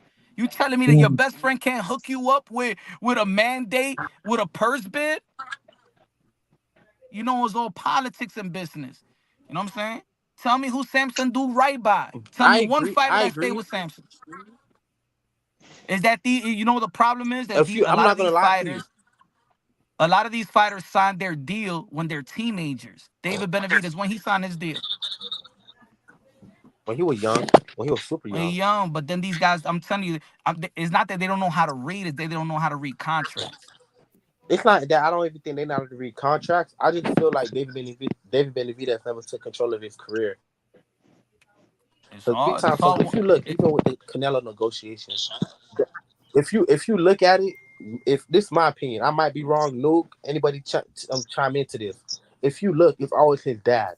That's Canelo's ducking, Canelo's this, Canelo's that. But and then Eddie Reynoso always been quiet, and then when they interview Eddie Reynoso is the same guy saying, "Oh, we never got an offer for Dave Benavidez." And Samson keeps saying, "Oh yeah, we offered him 55 million, bro." No one knows about the 55 million, so I don't think it's only Samson. I feel like it's his father as well. I don't think he's taking full advantage of his career. Like me personally, I never feel like the Boo Boo and the David fight should have been a pay-per-view fight. That's me, because they never sell. They Mhm. never ever sell. So I just feel like David's not really speaking up. I feel like David just going with the flow and He's saying, mimicking. He's no. mimicking whatever's been told. Yeah, That's all. that's it, man. But overall, I just love where boxing going. I love what Canelo's doing for the sport of boxing right now. Like he's the only fighter that I see that's been doing it for 10 plus years Yeah, actively. that's He's the That's been man.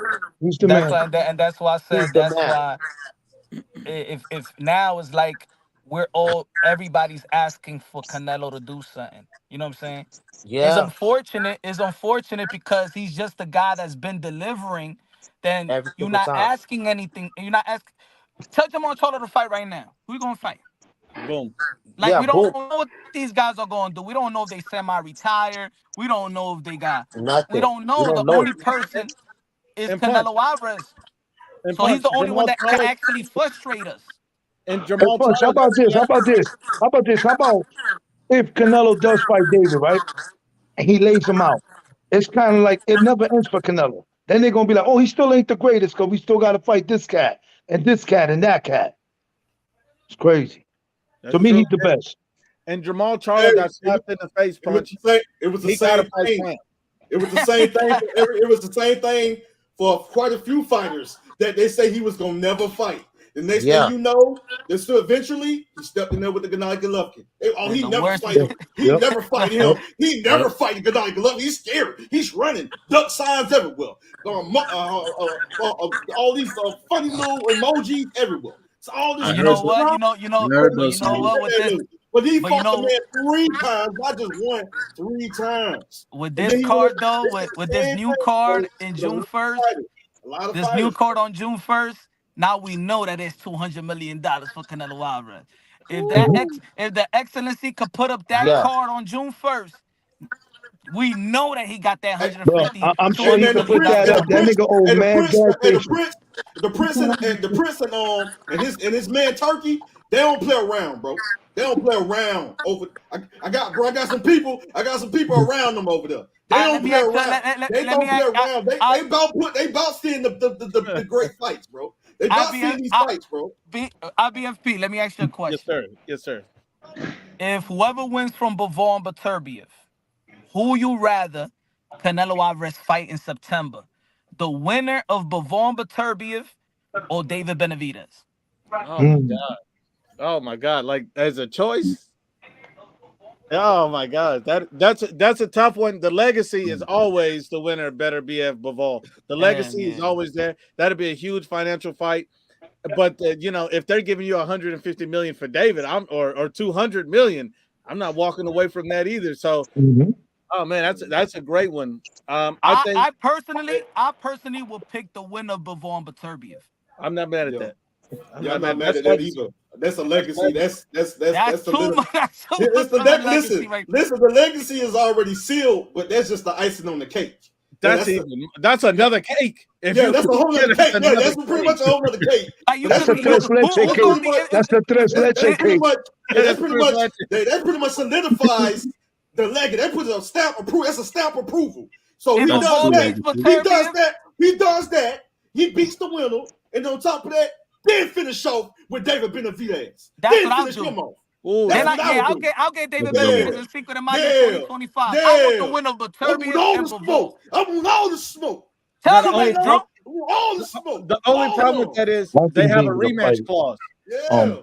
Bivol better has a rematch clause. Then finish off David. Beat him again, then finish off David. You know what I'm saying? Hold on, Andrew.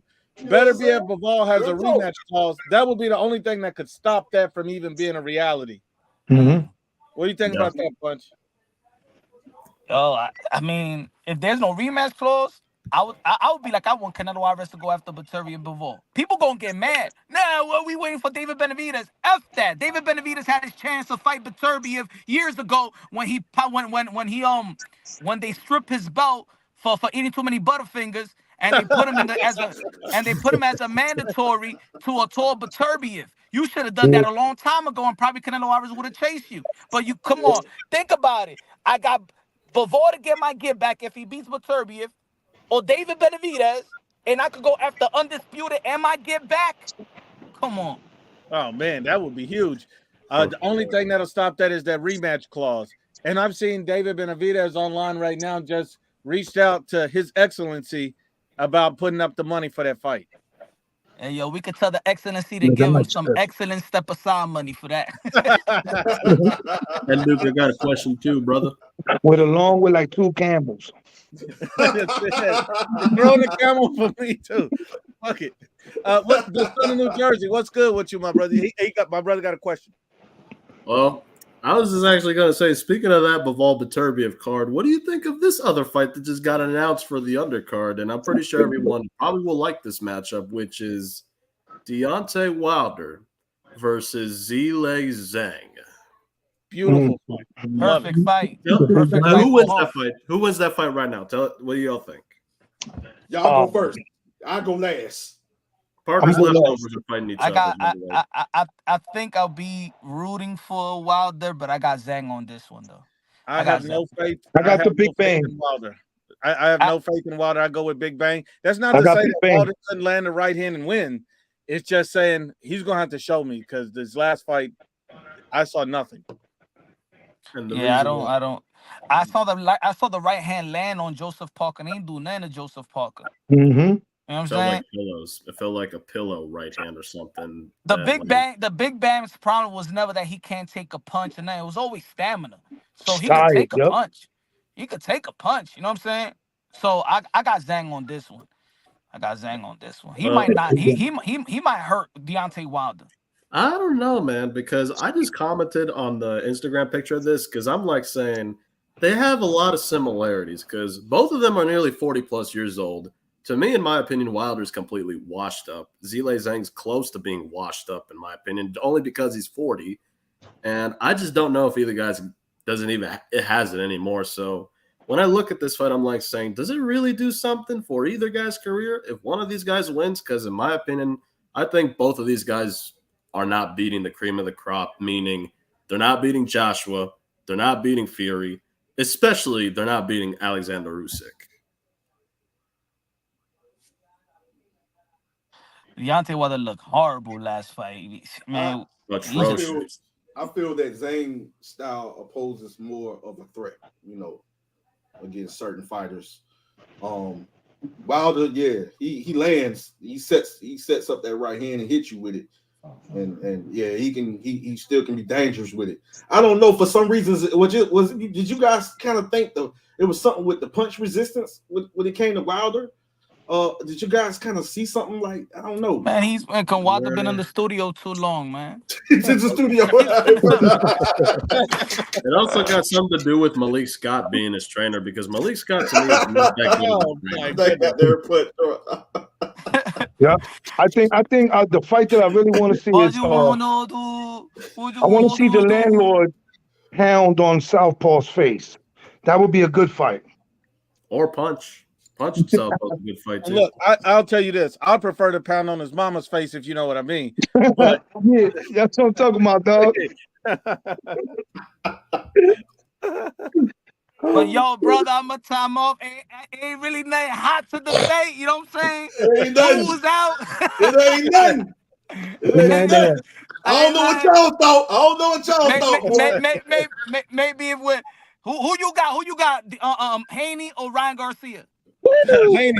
Haney about see, man, I don't know what to say. That's the debate right now. Yeah, I ain't gonna lie. I got Ryan. Hey. I ain't gonna lie. I got Ryan. I ain't even I gonna got lie. Ryan too. Hey, bro, I ain't gonna lie. Hold on. Why do you guys have Ryan? What if you see in Ryan that makes you feel like you're gonna win this fight? I feel like I don't know. He's just an underdog. An underdog, and every underdog, they just have a chance for some reason. I don't know, man. He might get lucky. A puncher's luck might get lucky. Say this. Hey, I'm behind Supreme 174 when I say this. Both of them boys got a chip on their shoulder. Both of them boys is gonna go like crazy. And I'm just based off Ryan last performance. That dude, my guy, Duarte was no walk in the park, bro. Nope. The way he went in there with that ferociousness, the way he went in there with that dog mentality, and just broke that nigga down. Not with just on hand, speed, and power. But I'm talking about we're showing some beautiful punch placement, some beautiful counterpunching ability. The way he broke him down, he got a big chip on his shoulder. People running in, talking, doubting him. All on social media, just talking crazy. He got a big chip on his shoulder. He's trying to knock that man out. He's not trying. Listen, he ain't gonna respect that man's power, bro. He gonna respect his skills. He's not. He ain't gonna respect that man's power.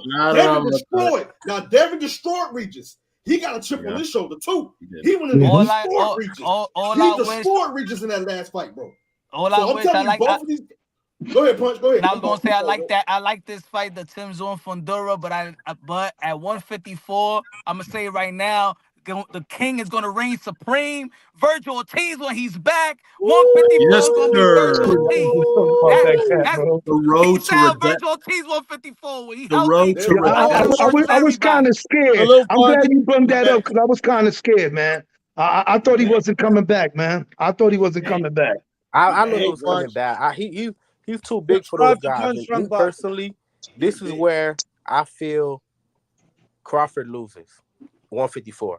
For some odd reason, I feel like guys like Tim Tszyu or Virgil could knock out Terrence, bro. I don't know why. And it's because they styles, right? Because these dudes, They style, bro. Their style I'm is telling so you, bro. underrated. Like people do not like. I was watching like I love Boots. What they do with Boots in that gym is amazing. I feel like Boots is a top star. But if you was to ask me who you think will beat Bud first, Boots or Virgil, I would say Virgil. The only reason I would say Virgil, I don't know what, like, Virgil is quick, but it's not his punch selection is so perfect. I never seen a punch selection so superb in a long time in boxing. It's like I remember that I was watching Gilly the Kid talk about Canelo. He was like, "Oh, Canelo don't throw combination punches no more. He throw all them 1-2 punches." But the thing with Canelo is Canelo fought so many different styles. Mm-hmm. He realized I don't have to throw so many punches no more because I'm not fighting a big puncher or hard puncher like Triple G no more. And that's what I think Virgil does. Virgil knows what punches to throw and when to throw them and when to get you out of there. And to me, the only guy I see that could knock out Canelo, just not jumping from subject to subject, is Better Beef. I don't see David knocking out Canelo. Only fighter I see in boxing, period, knocking out Canelo is Archie Better Beef. And I got Archie Better Beef beating Bivol. No cap. I I have don't him even. beating I don't him. know.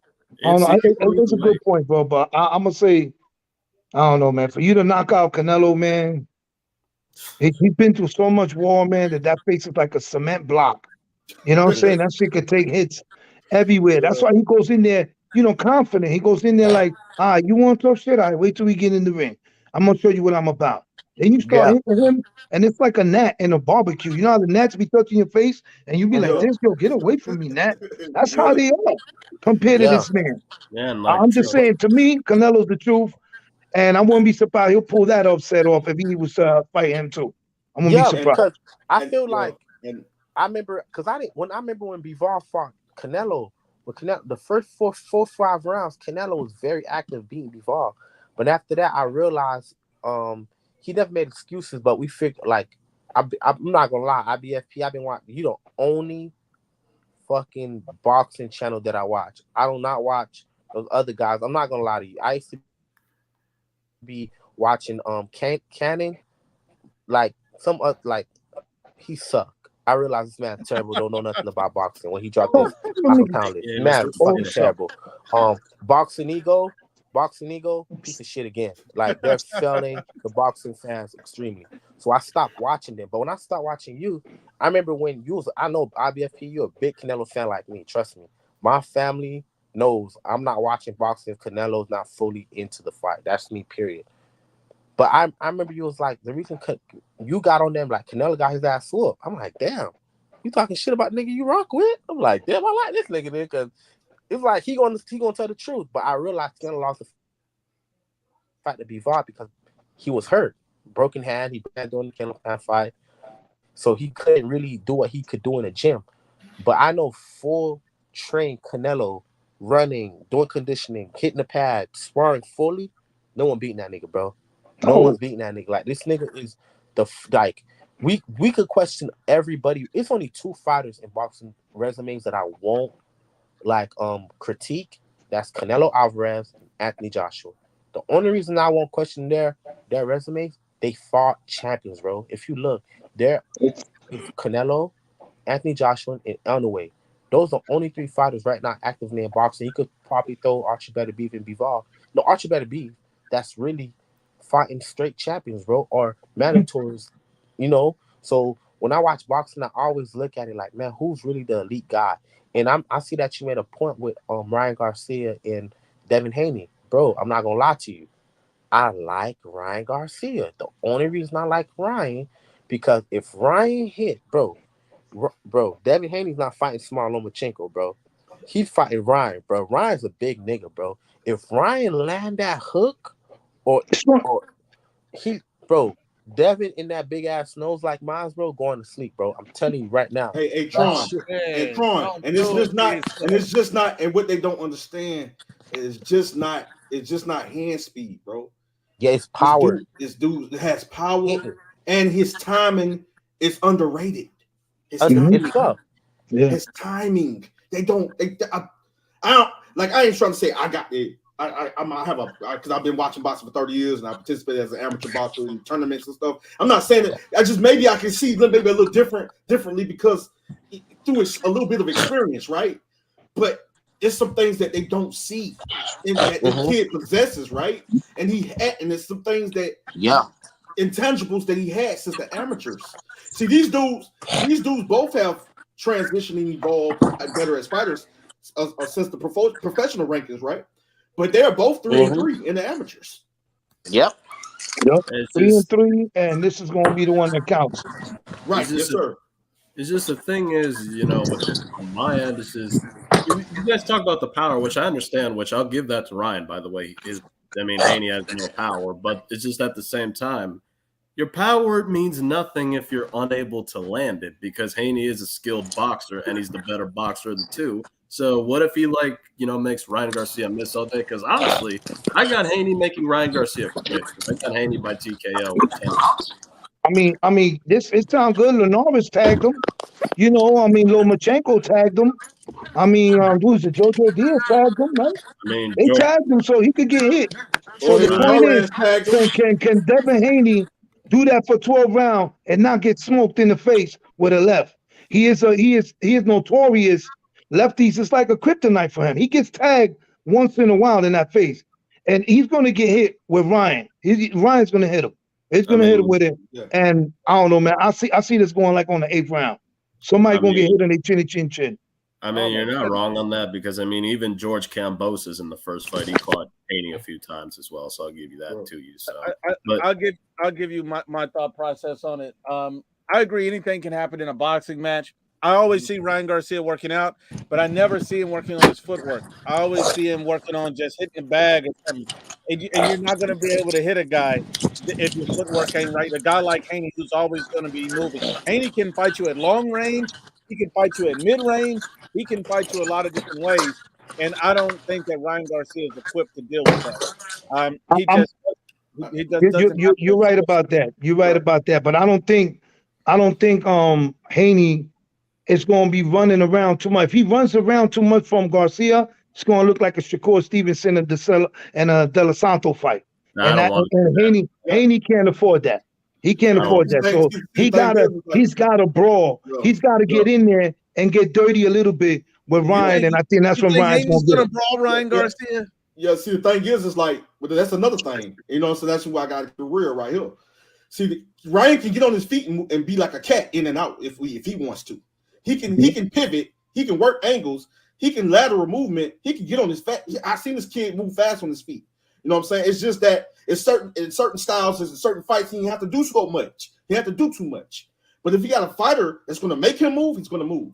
And he's going to be in shape to go 12. These dudes, I mean, a fighter's a real fighter for a real fighter's a real fight. I get it. I just don't know, man.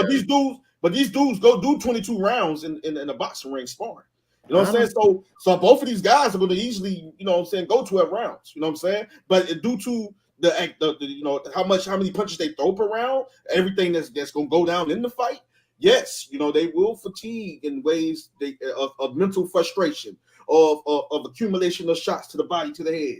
I know all these come into play. You know what I'm saying? And I just know this from a little experience as an amateur boxer. But at the same time, on a professional level, it can get more intense because you're going to deal with so many different styles that you probably have to deal with leading up to this point, right? So at the end of the day, you know, that's part of boxing. But I feel that, you know, I look at what you're saying, the son of New Jersey, because I respect the skills of Devin Haney. I admire. I know. I'm just telling you. No. I'm just telling you. I admire because as a young boy, from a kid to a teenager, I had the similar style. The only difference between me and him when I did amateur boxing is that I had power, crazy power. You know what I'm saying? So Gervonta Tank Davis type power. You know what I'm saying? And then with the thing with me is that I like to come forward because I knew I could beat niggas up so easy on the inside. Using good head movement, taking a little bit out of Pernell Whitaker book, taking kind a of little like bit. kind of like Arthur Beterbiev style, right?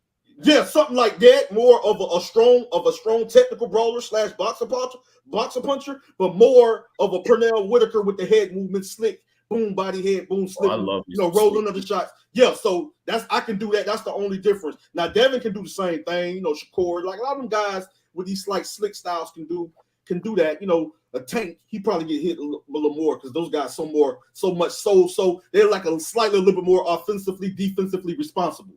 So those guys, they pretty much perfect their craft on not getting hit as much. So that's why they'll stay as conventional and outside more of the time. Now on the inside, they feel like they faster, they quicker, and they can just beat a guy because they got better timing, faster hands, quicker reflexes, boom, boom, boom, faster with the combination, single punch, 2-punch, 3-punch, 4-punch combination, head, body, head. They can just beat them up on the inside. They get in range, get out of range, turn, boom, boom, do all these things, get in position, get out of position. They feel like they can get away with it because they faster. Upper body, lower body, boom, from feet to so I feel that, even Ryan was touching up Tank the first 3 rounds. He was boxing. I understand that. It's just no, I got you. No, so I got you. So what I'm saying is that yes, Devin can make it very difficult, with using excellent footwork to throw off the rhythm of Ryan Garcia. But I don't think people know that Ryan can also get on his toes and set up certain positions too, like a and has a reach. And has a reach, bro. He was keeping Tank. Yes, he does. He was keeping Tank to a certain distance with the jab. He was catching his kid, outboxing his kid like the first 2 rounds, bro. I kid you not. You know what I'm saying? He was rough and Tank up, and that's he was rough with the right hand. With the right hand. And that was the only little mistake because Tank is just dangerous on the inside, bro. Like you don't want to fight that man's fight. Don't fight it. Keep him on the outside. Boom, set him up, frustrate him, break him down slowly like that. You know what I'm saying? Make the proper adjustments, break him down slowly like that. Don't fight his fight. You go on that inside, set you up. He's a setup type of fighter. He's a lethal boxer puncher that can set up power shots from angle. I feel that's what Ryan did with Oscar too. He kind of let him get to a point that he came in and just caught him with the hook. Bam. It wasn't even a flush shot, to be honest. It caught him grazed him around the temple. But I'm just saying, look at the power that he has, that he just grazed this man in the tempo, and he was just all over the place. Then he finished him off. That's one thing about him. He's a finisher. He's going to finish you off. I'm just saying, but what I'm trying to say is I respect Devin Haney and his skills, but now he's going to go against somebody that's young like him, number one, fierce like him, well, obviously stronger than him, has a reach like him, and moves around when he got to. Now, I don't think Devin Haney's ready to get smothered like onions because Ryan will tie you up and keep you in that inside too when he wants to. So it's going to look like a Rolly Romero and Ryan Garcia sparring, man, when they were younger, when they went amateur. That's what that fight's going to look like. And I don't know. Devin, I respect the talent and everything, but Ryan has something to prove. He's going in there pissed off, mad. Don't let that mental thing fool you. That could be his strength. You understand what I'm saying? Don't do it. Don't fall. I'm just saying because there's just 2 things that if Ryan Garcia is going to win this fight, then there's 2 things that I see that he needs to have. He needs to have a consistent jab, and I'm just kind of afraid that he might quit because he quit against Tank Davis. And I got you, son, New Jersey. I got you on that. But Supreme 174, I'm gonna say this, and I also knew. What a lot of people don't know, I was diagnosed with paranoid schizophrenia and severe anxiety. But people don't even severely. That's why nothing on this earth really can phase me, bro, or break me. I left my body, came back to it twice. I'm a walking miracle. So I'm gonna say this. Sometimes a mental illness can make you stronger. People don't know this. Scientifically proven. I ain't no scientist, I ain't no doctor, but I know many of them. Plenty of them. Scientifically proven, it can make you stronger. They feel like they're indestructible. Yeah, they feel like they're indestructible. It can either break you or make you 10 times as powerful, bro. Because they gonna walk around with this high confidence, feeling like they Superman. Not only that, Andrew. They like they're not in our world. Like right now, they're not in our world, like the reality world. They're in a whole different universe that we don't even know about. You know what I'm saying? They thinking different. They moving different. A whole nother realm. You're right. A whole nother realm. They feel like they're in a whole nother realm. Different. With different type of like super beings or something like that, bro. It's crazy. Yeah. You know? Yeah, don't sleep on what y'all looking at, bro. No, that dude in there going crazy, killing himself. You know, with a huge chip on his shoulder, bro. Win or lose, this is a great fight. It's the best man win. May the best man win. I got so much love and respect for both of these kids, bro. So it made the best man win. But I'm just telling you, I'll let what y'all thinking what it's gonna be like. I don't know. Boxing is full of surprises, man. And I'll be trying to tell people, and then I just have to let them see it for themselves.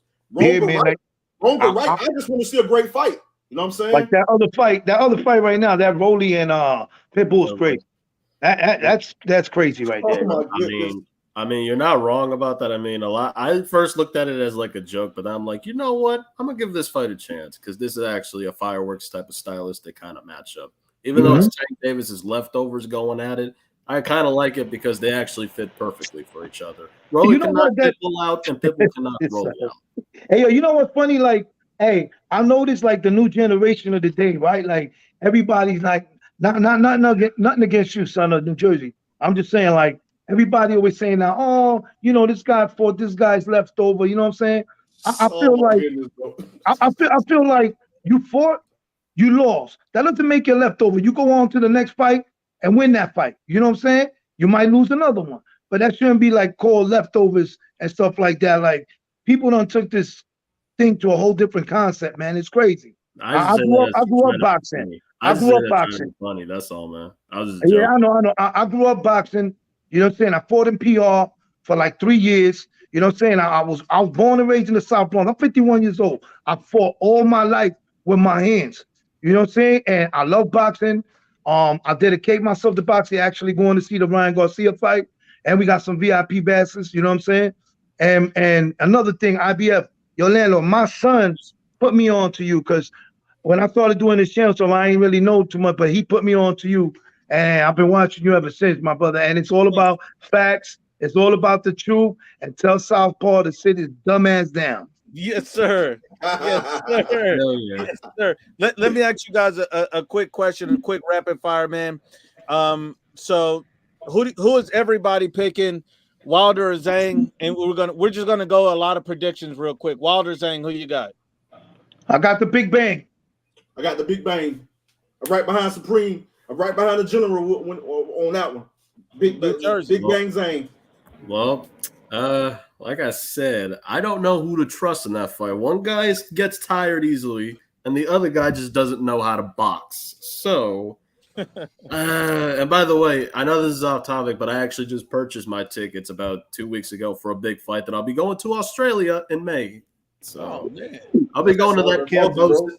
I'm going to that Cambosis Lomachenko fight coming up. Ooh. Loma's slaughtering him, by the way. That's my boy George. George is my boy. Now I love Loma. You know, I think George gonna put Loma, one of my favorite fighters in the world, on the grill. You know what I'm saying? George Cambosis, the Australian monster. Hell no.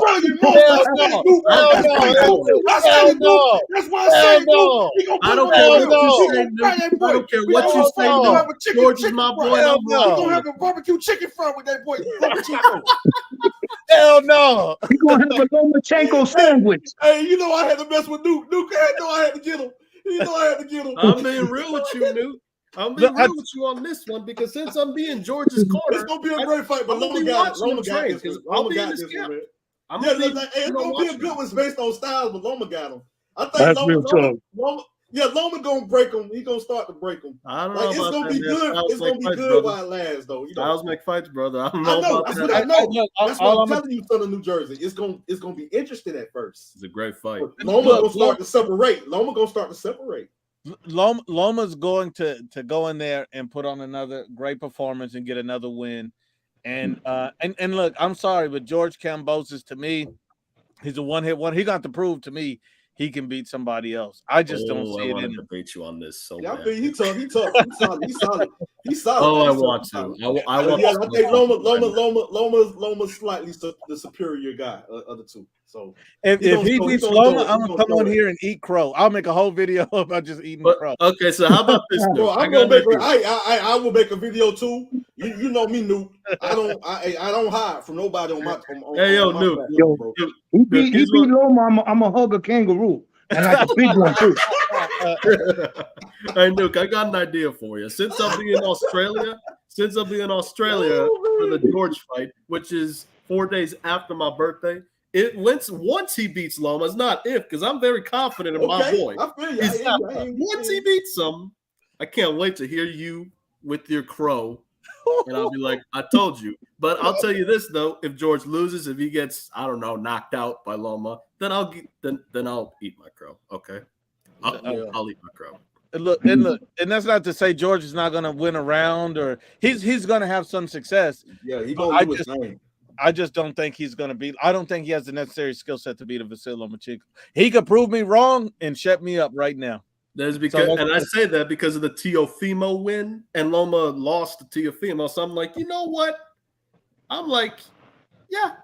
After seeing that, but then I understand the Maxie Hughes performance, which I was there in Oklahoma because I used to live in Oklahoma. So I saw that fight in person, and I was kind of a little bit pissed off. And George didn't look too good in that fight. Hands down. His face was like there to be hit. But I'm like saying, if George is going to win this fight, he needs to have a jab. He needs to move around, especially because he can't go in there, in the Maxie Hughes, like in the Maxie Hughes fight, standing there and not throwing enough shots. He needs to move around. He needs to box Lomachenko, in my opinion, because as long as you could beat him.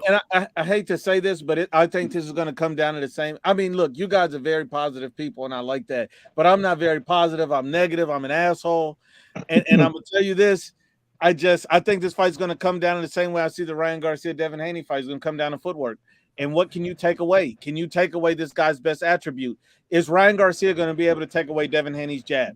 Is Ryan Garcia going to be able to move around the right way with his footwork? I just don't see it. And if Ryan proves me wrong, I'll eat crow on that too. I just think he's going to get dominated. I don't think Ryan Garcia is in his league. And I don't think Ryan Garcia has improved over the last several years. This guy, I remember Andrew and Supreme's like, you guys, you can either break or you just reach another level. I think the guy's going to be quicker to break than reach another level. Ryan Garcia has just not shown that to me that I've ever seen. I mean, he's going to make some egregious mistakes. This fight's a joke, to me. And I just don't think it's competitive at all. Ryan going to knock Devin little head off. Let's do the crow video. Come on, Andrew, let's do the crow. And George Kambosos Jr. is going to hit Loma with a big body shot, and Loma going to fold. If my man Garcia lose, I'm going to donate $20, bro. Hey, let's do it. If I got a prediction, though, being realistic for the George Loma fight, I'm still going to say George, but I'm going to say George will win split decision. Oh, my God. Hey, I might as well go get my hot sauce and for my crow right now. You know what I'm saying? Serve me up on a platter, Nuke. Hold on. If George Kambosos win that fight, if he beats Lomachenko, you'll see Tank Davis announce the fight the next week. I'm fighting Loma. Yeah. I was just about to say that. Tank gonna come and follow the fight. As for Haney, 6 years later, Tank like, yeah, I'm ready, boy. And as for Haney, though, since I didn't say that, I'm still gonna say, but man, Loma bad boy, man. What are you saying about Haney?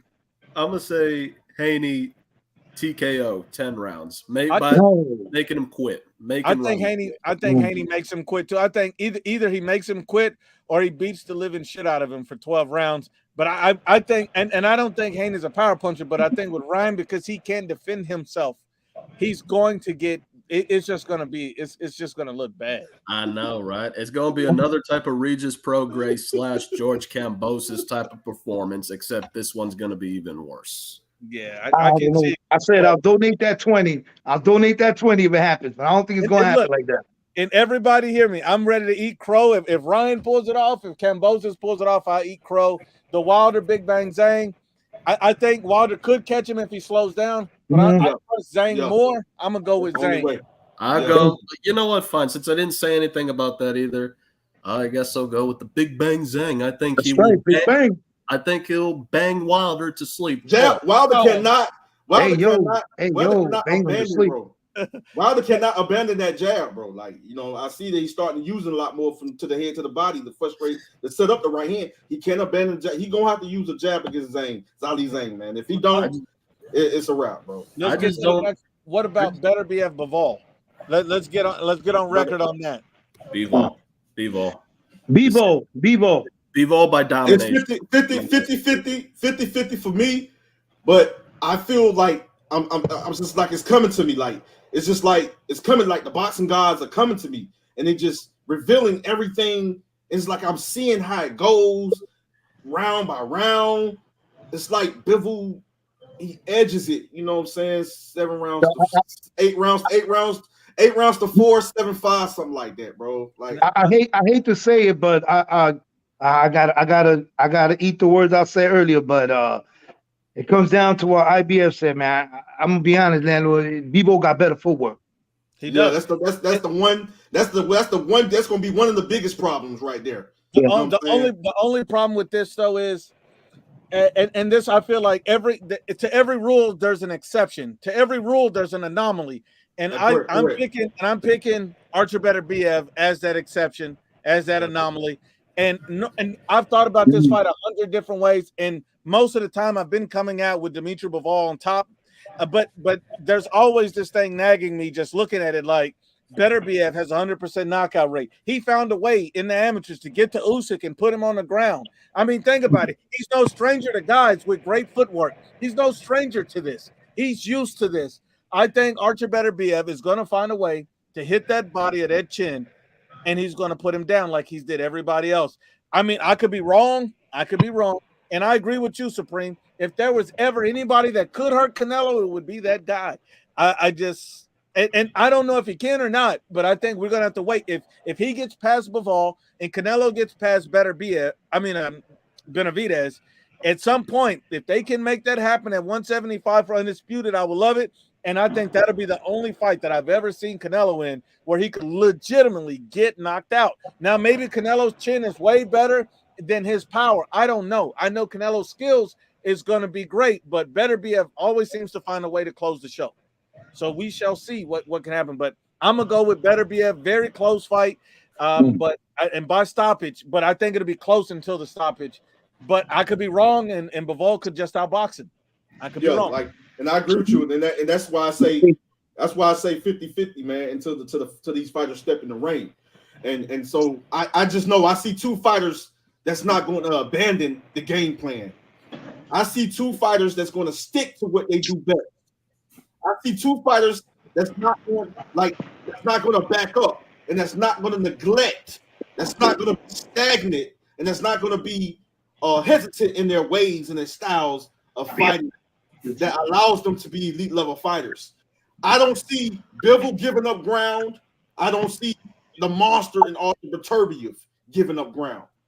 That's what makes this fight so exciting, so intriguing, that you got 2 fighters that's not going to give up ground. It's all about who is going to allow the fighter to fall into that trap. One fighter is going to pressure the other. The other is going to maybe frustrate the other, and the other is going to pressure the other. One fighter get frustrated, but maybe they just don't. Maybe they just want to keep on going until they feel they break each other, right? So we know that Beterbiev is a strong, powerful fighter. One of my favorite 175 pounders, and one of my favorite fighters, in the world, Artur Beterbiev. Yes, that guy. That guy covered plenty of his fights. Did live commentary for plenty of his fights for 2 years. I respect and love, appreciate, studied, did massive film study on this guy. I know what he can do. I called every fight and fighter he beat and said how he was going to beat them. So I'm telling you, it comes a time when you're going to go up against a superior elite level fighter with a superior elite level style that's going to offset you and make you uncomfortable in ways you probably never was uncomfortable ever before. And so what I'm saying is this. Maybe Arthur Pretorius style can be very tailor-made for Canelo Alvarez to easily exploit. Or maybe that Arthur Pretorius can be the guy to give Canelo his first technical knockout or knockout. But I'm going to say this to you, Nuke, I don't see it. Maybe I see it a whole totally different way. Maybe I see, Arthur Pretorius going to war with Canelo Alvarez like John Ryder did, like a lot of fighters, like a lot of Triple G's and like the Daniel Jacobs, and it being those type of fights until he slightly starts to break his weakness, his body. Then start slipping his quick shots to the head. Then start showing quick twitches, quick movements, and giving him something that he ain't never been able to handle before. You know what I'm saying? Maybe give him something different, right? And Canelo's just that fighter. Or maybe he pressures Canelo, frustrates him, break him, pushes him back, and breaks him down. But he's going to have to do a whole lot more than ever before to break down a great fighter like Canelo Alvarez. Because there's so many different levels and so many different elements to Canelo game that it's going to be that Dimitri Bivol stepped into a multiverse and got lost. Now, hold on, fellas. Who do you got? Who you got, Benavidez or Vostick?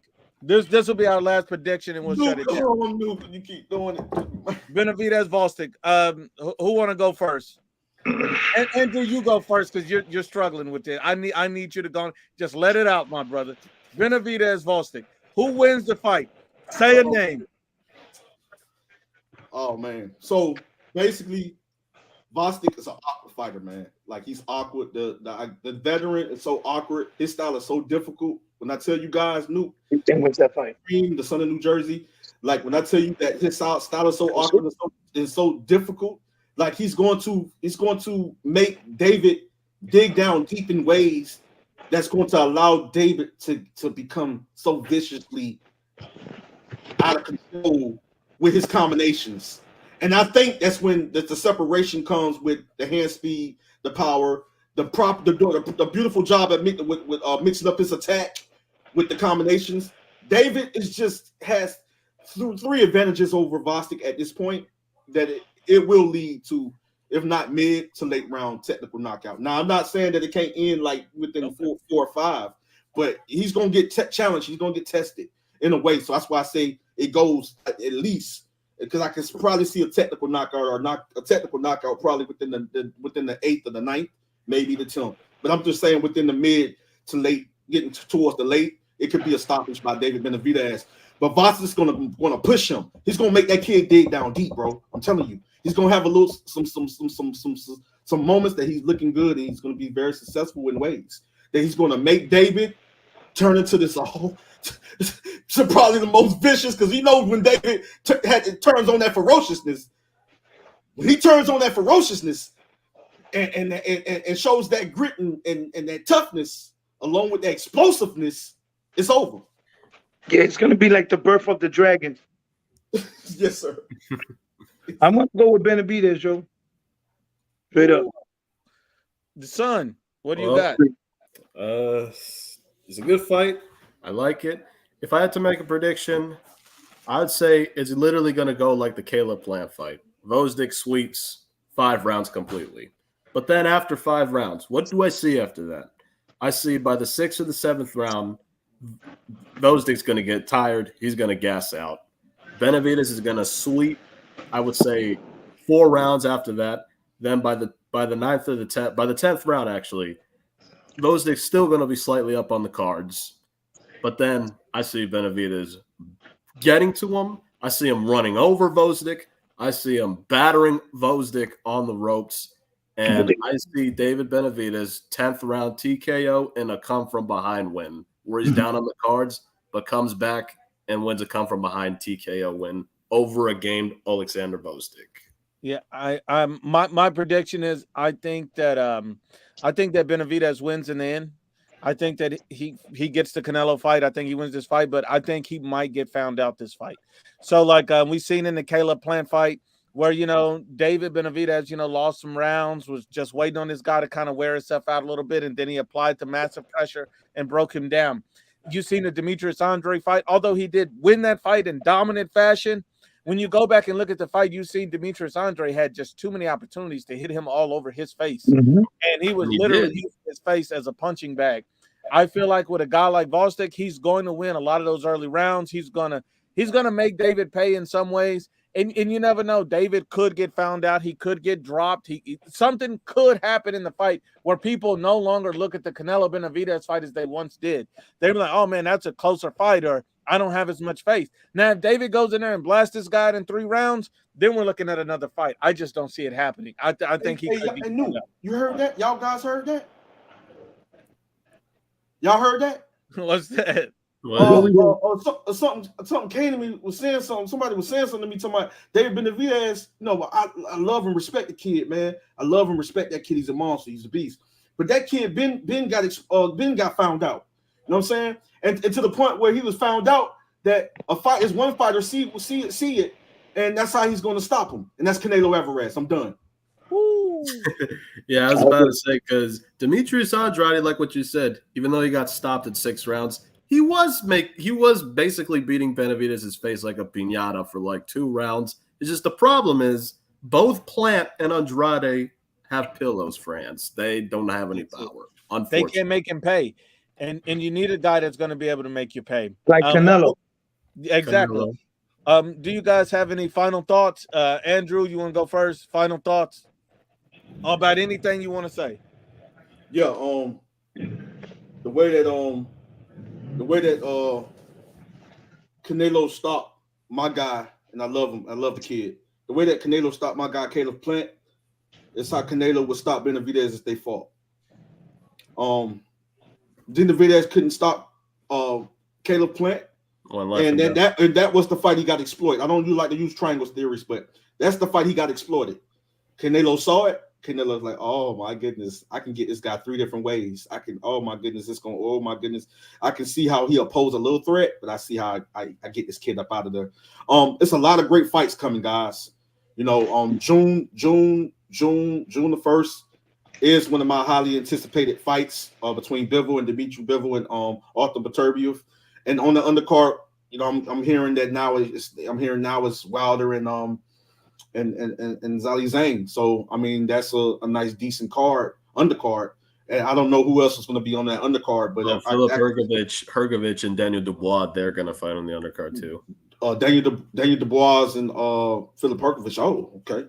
I like that fight too. That's a very interesting. I like Daniel Dubois. I like how he was able to go back to the drawing board, bounce back, get a few wins, and I like the impressive win he just got over big mouth, big baby Jared Miller, man. I love and I have some respect. I love Jared Miller. He's a funny guy, but I like how Daniel Dubois humbled that man.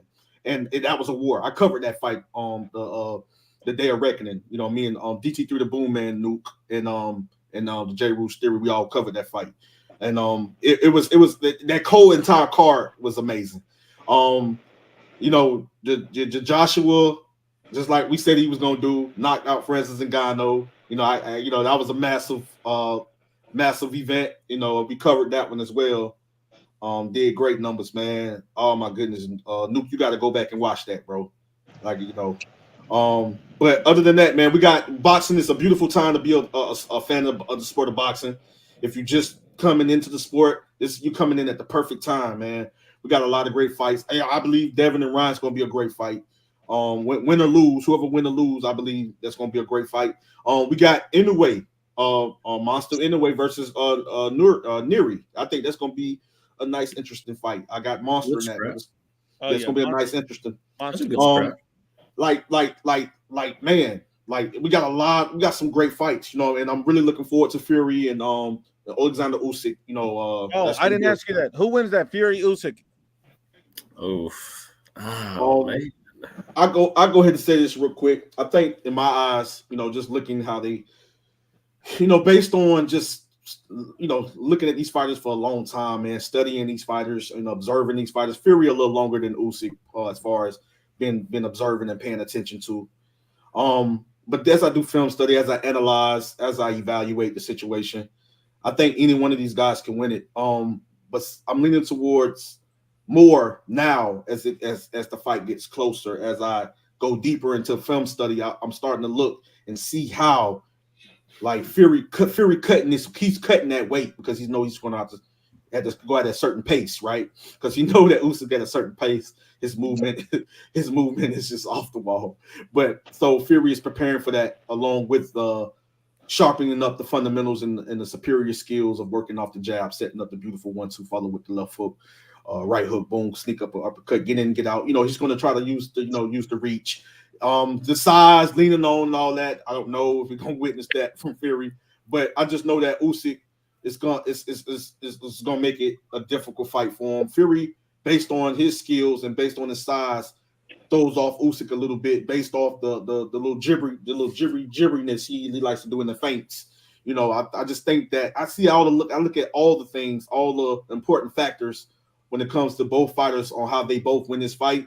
And I can say this is going to be a chess match of war at times, turns it back to a chess match of war at times, turns back into a chess match. And one fighter wins unanimous decision. If anybody knocks anybody out, it's accumulation of shots, maybe a late technical knockout for Usyk. His power is underrated. People don't know that this guy has solid power. His power is very underrated. They just think it's accumulation of wearing you down, beating you up with shots. No, this guy, Fury's a big dude, but but I feel like his power is underrated. Don't sleep on his power. Fury power is also underrated. I think when he plants his feet, when he puts a little more force into the right hands, into the hooks, left hooks, right uppercut, whatever. I feel that I feel that when he sits down, there's more leverage on those shots, and he can hit you. It's the shot you don't see coming to the temple, to the chin, that can get you up out of there. So I think that maybe he feels that, once he sits down, he can get this guy up out of there, sort of like a Dillian White. Of course, people are like, well, he ain't got no chin anyway. He weak to the temple. He ain't got no chin, whatever. There's certain fighters he had putting down, like a Wilder and bigger guys. So he feel like this is a smaller guy. What I'm saying, that he easily put him down. And that is very well the case. But this is a guy that, is a former undisputed cruiserweight, undisputed champion, now unified heavyweight champion, 2-division world champion, that can move like a freaking middleweight. So, and like I say, just the footwork for me, he gets into rhythm. Fury can gets into rhythm. They throw each other off rhythm at times. It's just highly competitive. And I feel like Fury can slightly edge this, though. What I'm saying? Probably unanimous decision. But if Usyk wins, it'll be the same way, unanimous decision. I'm gonna go with Usyk, but like I say, Tyson is Tyson, but he cut a lot of weight. But Usyk is good, footwork, power, in and out, everything. But he does have a weakness. It's that body. You're right. It's that body, and if Tyson puts in work to that body all them rounds and stays there with him and just bleeds with him, could be over for Usyk, bro. I agree. Son? Well, if I had to lean towards somebody, I'm gonna say Usyk, only because of this. Because we've seen his fights with, his 2 fights with Anthony Joshua. What did he do in that fight? He basically took Joshua into deep waters and drowned him. Same with Derek Chisora. Same with Daniel Dubois. He drowned those guys. And I believe it's going to be the same thing with Tyson Fury. I think he's going to take Fury to deep waters, and I think he's going to drown Fury. And I think it's going to be a unanimous decision for Alexander Usyk and the new undisputed heavyweight champion of the world. Okay, and I'll give my prediction. I think Tyson Fury wins the fight. The body's weak, and you're right. He did drown all of those guys, but the problem is Tyson Fury can swim, and we got to be honest about it. Tyson Fury can swim. I mean, he looks bad in some fights. He looks this in some fight. But one thing you've never seen from Tyson Fury is so gassed out that he can't go on anymore. Man, even fat, he has good conditioning. He's shown that against Deontay Wilder. He shows that he's even when he got a pressure fight in front of him, he's not going to get tired to the point where he can't defend himself. Usyk's not going to be able to drown him. He's going to have to outthink him, outwork him. It's going to have to be, his reflexes are just going to have to be that much better. And I think because he has that weak body, Fury is going to have ample opportunity to chop down that body and put him down. And it's going to be the end of Usyk. I mean, I could be wrong. Maybe Usyk comes in there and shows me that he got another gear and another level that I have not seen, because maybe Usyk is just simply not fought a guy like Fury that he needs to show that. But as of right now, I see Fury winning. I see Fury stopping Usyk in both fights. That's my opinion. Now, I could be wrong, but this is one of the hardest predictions because Usyk's so skilled, so talented, and he almost does everything right. So it's really hard. I just see a weakness in his body. And if Usyk wins, kudos to him. No hate at all. It's just I just see Fury being able to chop the body down, and Fury's not going to get tired. We'll see what happens, man. We'll see what happens. It's gonna be a great fight, man. I love both guys, so it's all about when they step in that ring, man. I just want to see with a lot of these fights. Just want to see a great fight, man. Just what we want to see. There it is. Yeah. Yes, sir. Let's clear out these comments. Kyle Porter said Southpaw looked like he will crash a party just to finish off beers laying around, ashes and all in it, walking around with the ashtray breath. I'm not surprised. Southpaw. Don't do ashtray knuckles like that. Come on, man. My brother says Seven couldn't talk. Seven could talk. I'll put him on there, and Seven bowed out like the coochie he is. He didn't say a word. I'll put him on there. How you a vagina and a coochie at the same time? It don't make no sense. He's doing your handful, man. Mike Trade says Andre spoke facts, but Better BF going to knock out Bivol, though. It's very possible. I mean, but, I would never count out Bivol. He's too good of a fighter. It's all these fights are really 50-50 coming down to it. Better BF, Bivol, Usyk, Fury. All of these are true 50-50 fights. They're going to be extremely difficult to see who really wins. And then when you see the winner, it's going to be like, damn, I had no idea that this other guy had a gear. We're about to find out a lot about these guys.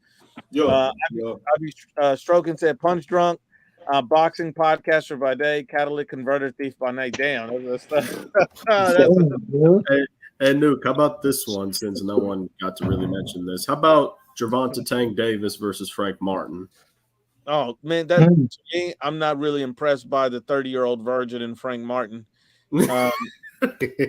I'm just not. I mean, Frank Martin has never shown me that he's elite. He's never stepped up and done anything significant. His biggest accomplishment is ducking Shakur Stevenson, and I'm not really impressed with Frank Martin. And so me to get excited to pay-per-view for Frank Martin, I'm not really excited. I'm intrigued by the fight a little bit, but I'm not like, oh, this is a pay-per-view. I would love to have seen Tank with somebody else, but it is what it is. It's Tank and Benavidez on the undercard. So I'm going to be watching the card, the whole card anyway, because the card is a good card, and I don't have no hate for it. Yeah, I was gonna say, because isn't that like Frank Martin, I guess, a better win than all of Tank's other fights? I mean, what do you think of that? No, he's never won a title. I was just asking, like, I feel like with Frank, you know what I'm saying? I got by some of my guys, man, I know personally, cool with some people on this part of this team, but I can say the guy, is tough. He's tough. And I feel that he is skilled enough to give Tank, a tough fight, just like or Garcia, just like Garcia did, and I'm talking about Hector Garcia, you know what I'm saying? Oh, I was like, because I'm like Ryan, I'm like, oh, you gotta put the drink down, my brother, put the drink down. But hey, Ryan was jabbing his face in the first 2 rounds, though. He was outboxing him a little bit in that first 2 rounds, though. Ryan Garcia was. I ain't want to say nothing. You know what I'm saying? Let's keep that to ourselves. We know. You know what? So someone in the comments even said Frank Martin looked like garbage truck juice his last fight against that Arden dude, against that Hatatunian. Hey man, Luke been having me laughing so hard when he came up with that garbage truck juice. When you came up with that 3-4 years ago, Luke, when you came up with that. Oh yeah, garbage truck. He said, "I've been knowing Luke for a long time, bro. I've been knowing Luke. I'm telling you. I'm gonna tell you guys how I came up with that. I'm gonna tell you. One day, I had met this girl. And I met her at the mall, and she was like, "What's up? Whatever. My name is Alicia." So I go back to her house, and she gets in the bed, and she's like, "Hey, I want you to come on and get in this garbage truck juice." And I was like, "What's garbage truck juice?" And turn out it's Southpaw Mama. So now you understand why. Oh my goodness, man. But yeah, Oh, Surge Boxing said Canelo always got to fight everyone and never ends. We Yep, know that. that's what I said. Canelo got to fight everyone. Bud Crawford don't. Nobody else do.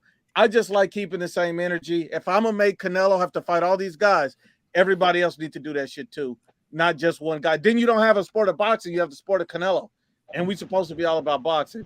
man. Ed Perez says, "I'm glad to hear you and Punch talking boxing. It's nice to talk boxing with Punch. And if there is ever a need for a debate, I'm sure Punch ain't got no problem with it because I don't. And so it's always it can be it's almost like when you grow up in the neighborhood where I grew up, where sometimes you might disagree with a friend, but we'll go outside and catch that quick friendly fade, and then after we get that fade in, we'll come back like, okay, we good now. Yeah, we had to get that out of the way, but we good now. Is that real talk, Nuke? Either bare knuckles, fist, or the boxing gloves. Just drop whatever. Two string boxing gloves. That's how we did it, bro. And then we done with it. We cool. That's how we did it, bro. Straight up. That's the same thing I want to do with Southpaw. If he's listening, yo, invite me to Chicago to the ring. I'll beat the hell out of him for you. IBF, I got you. Oh man, he don't want you, man.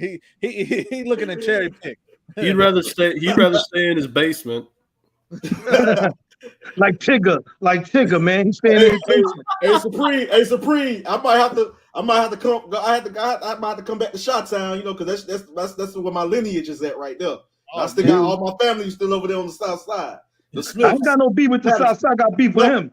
No, I'm just saying. I'm saying if you trying to go fight him, bro, I'm gonna come and I'm gonna meet up so I can witness you get that knockout. Oh, hold me down. Just for protection. I got you, bro. I'll take care of that, dude. I'm gonna tell you one thing. Be honest. I'll give it about 5 rounds. I'll let him live a little bit. Okay. Yes, sir. And shout out to the South Side, man. Anthony says, Sergio Mora said Canelo loses to Benavidez, even though David went 12 rounds with his leftover. He praised David for beating up the fraud Andrade. I mean, look, sometimes people are just going to have to be believers. I mean, look, I have a theory is that everybody can't be saved because everybody don't have the brain to think about all these things. Sergio Mora feels Benavidez. Well, let's just find out and see what happens. Praise him for beating Andrade. I mean, Andrade's this is what I wanted to tell Punch, because when Punch was there, I was like, oh, why aren't you bringing up the dude that Andrade ducked, Janabek? Wow. I want to see that fight. I want to see if Andrade can redeem himself. I didn't even think about that. Against Janabek. He should have brought up Janabek. That would have been great. I still feel like them two styles. I think that'll still be a good fight, man. That'll be a great fight. And he's a unified champion now. Yeah, because being honest, Andrade is not. I don't think he's getting basically brutalized by Canelo. Let's just end that convo right there. Benavidez has already destroyed him. Morell slaughters him. Caleb Plant boxes his brains out. Jermall Charlo, I don't know about that. He might win that one. Munguia, man, I don't know about that. Berlanga, of course, because everybody beats Berlanga. It's just a lot of things, man. I really want to say when it comes to the Demetrius Andrade situation.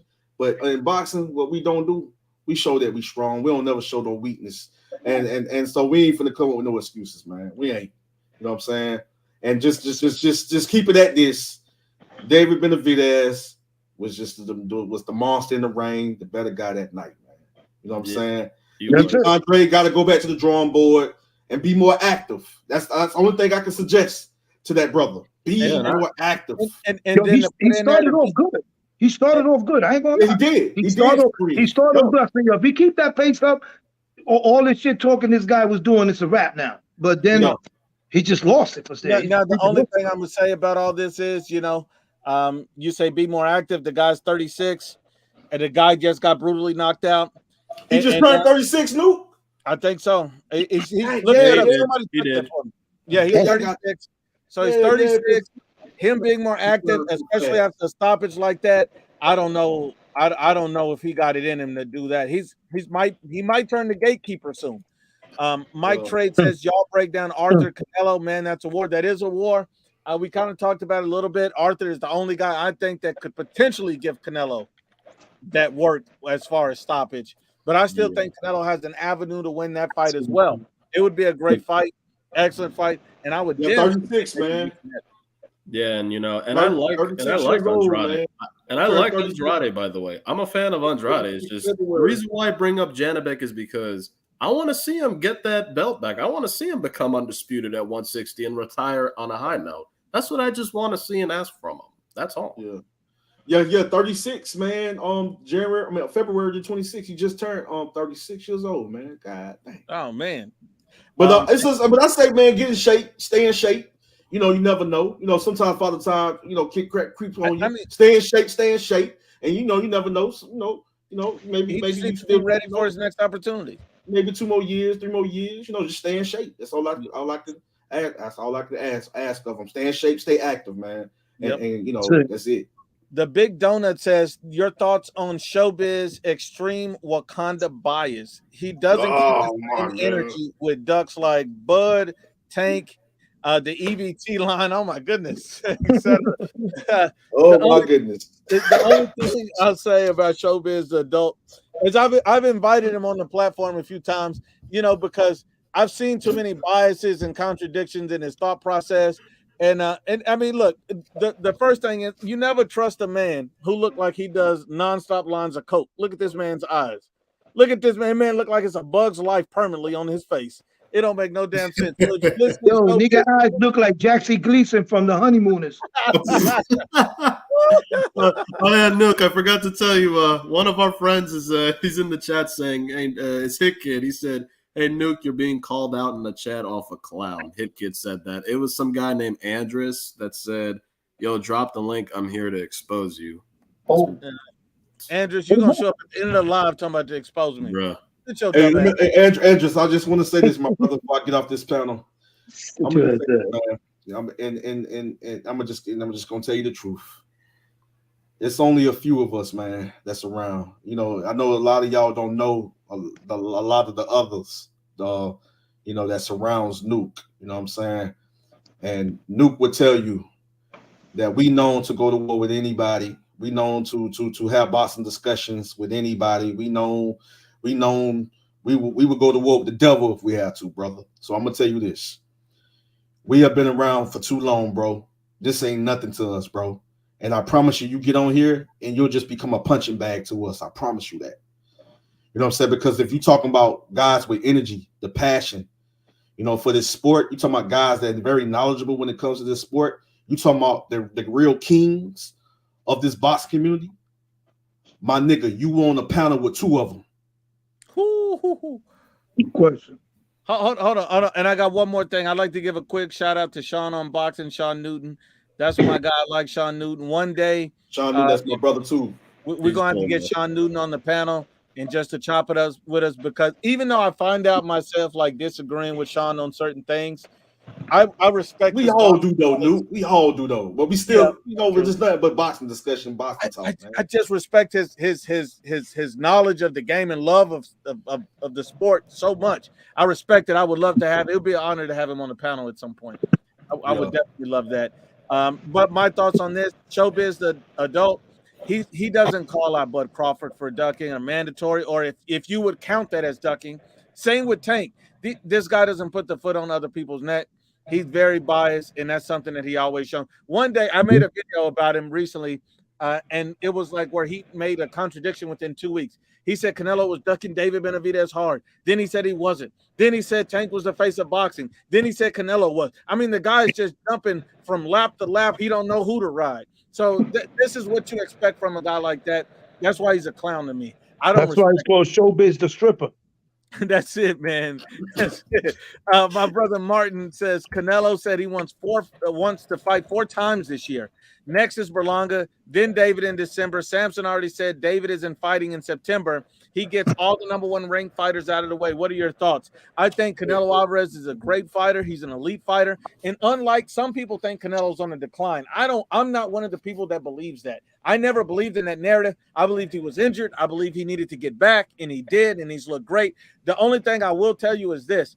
Fighting 4 times in a year for Canelo Alvarez at this point in his career with the miles he has on don't make sense. He's too big of a star. He's got too much going on. I don't think he should be that active. I think Munguia can be even a tough fight. I don't think you should be fighting 4 times a year. I think 2 times a year is good, and maybe 3. But 4 that's an extreme overreach. I agree with you. I agree with you, Duke. But I'm finna head out, man. Nuke. You know, it's always an honor, man. It's always an honor and a blessing, you know what I'm saying, to grace my presence, you know what I'm saying, with you on this panel, man. And to my brothers down here, man, the general, the OG Supreme, man, much love and respect, man. This was nice meeting you, my great brother. Yo, word. You gonna be seeing me more often. Absolutely. Yes, sir. Hey, man, whenever you can, man, come through to the channel, man. All day, I will. Andrew Tucker World, you know, and I'm gonna be over here with my brother Nuke, man, a lot more often. So I gotta donate $20 if that Ryan don't win. So y'all gonna see me. I gotta get the son of New Jersey. Is I'm saying it? Yeah, that's me. Yeah, man. It was an honor and a blessing also meeting you too, my great brother.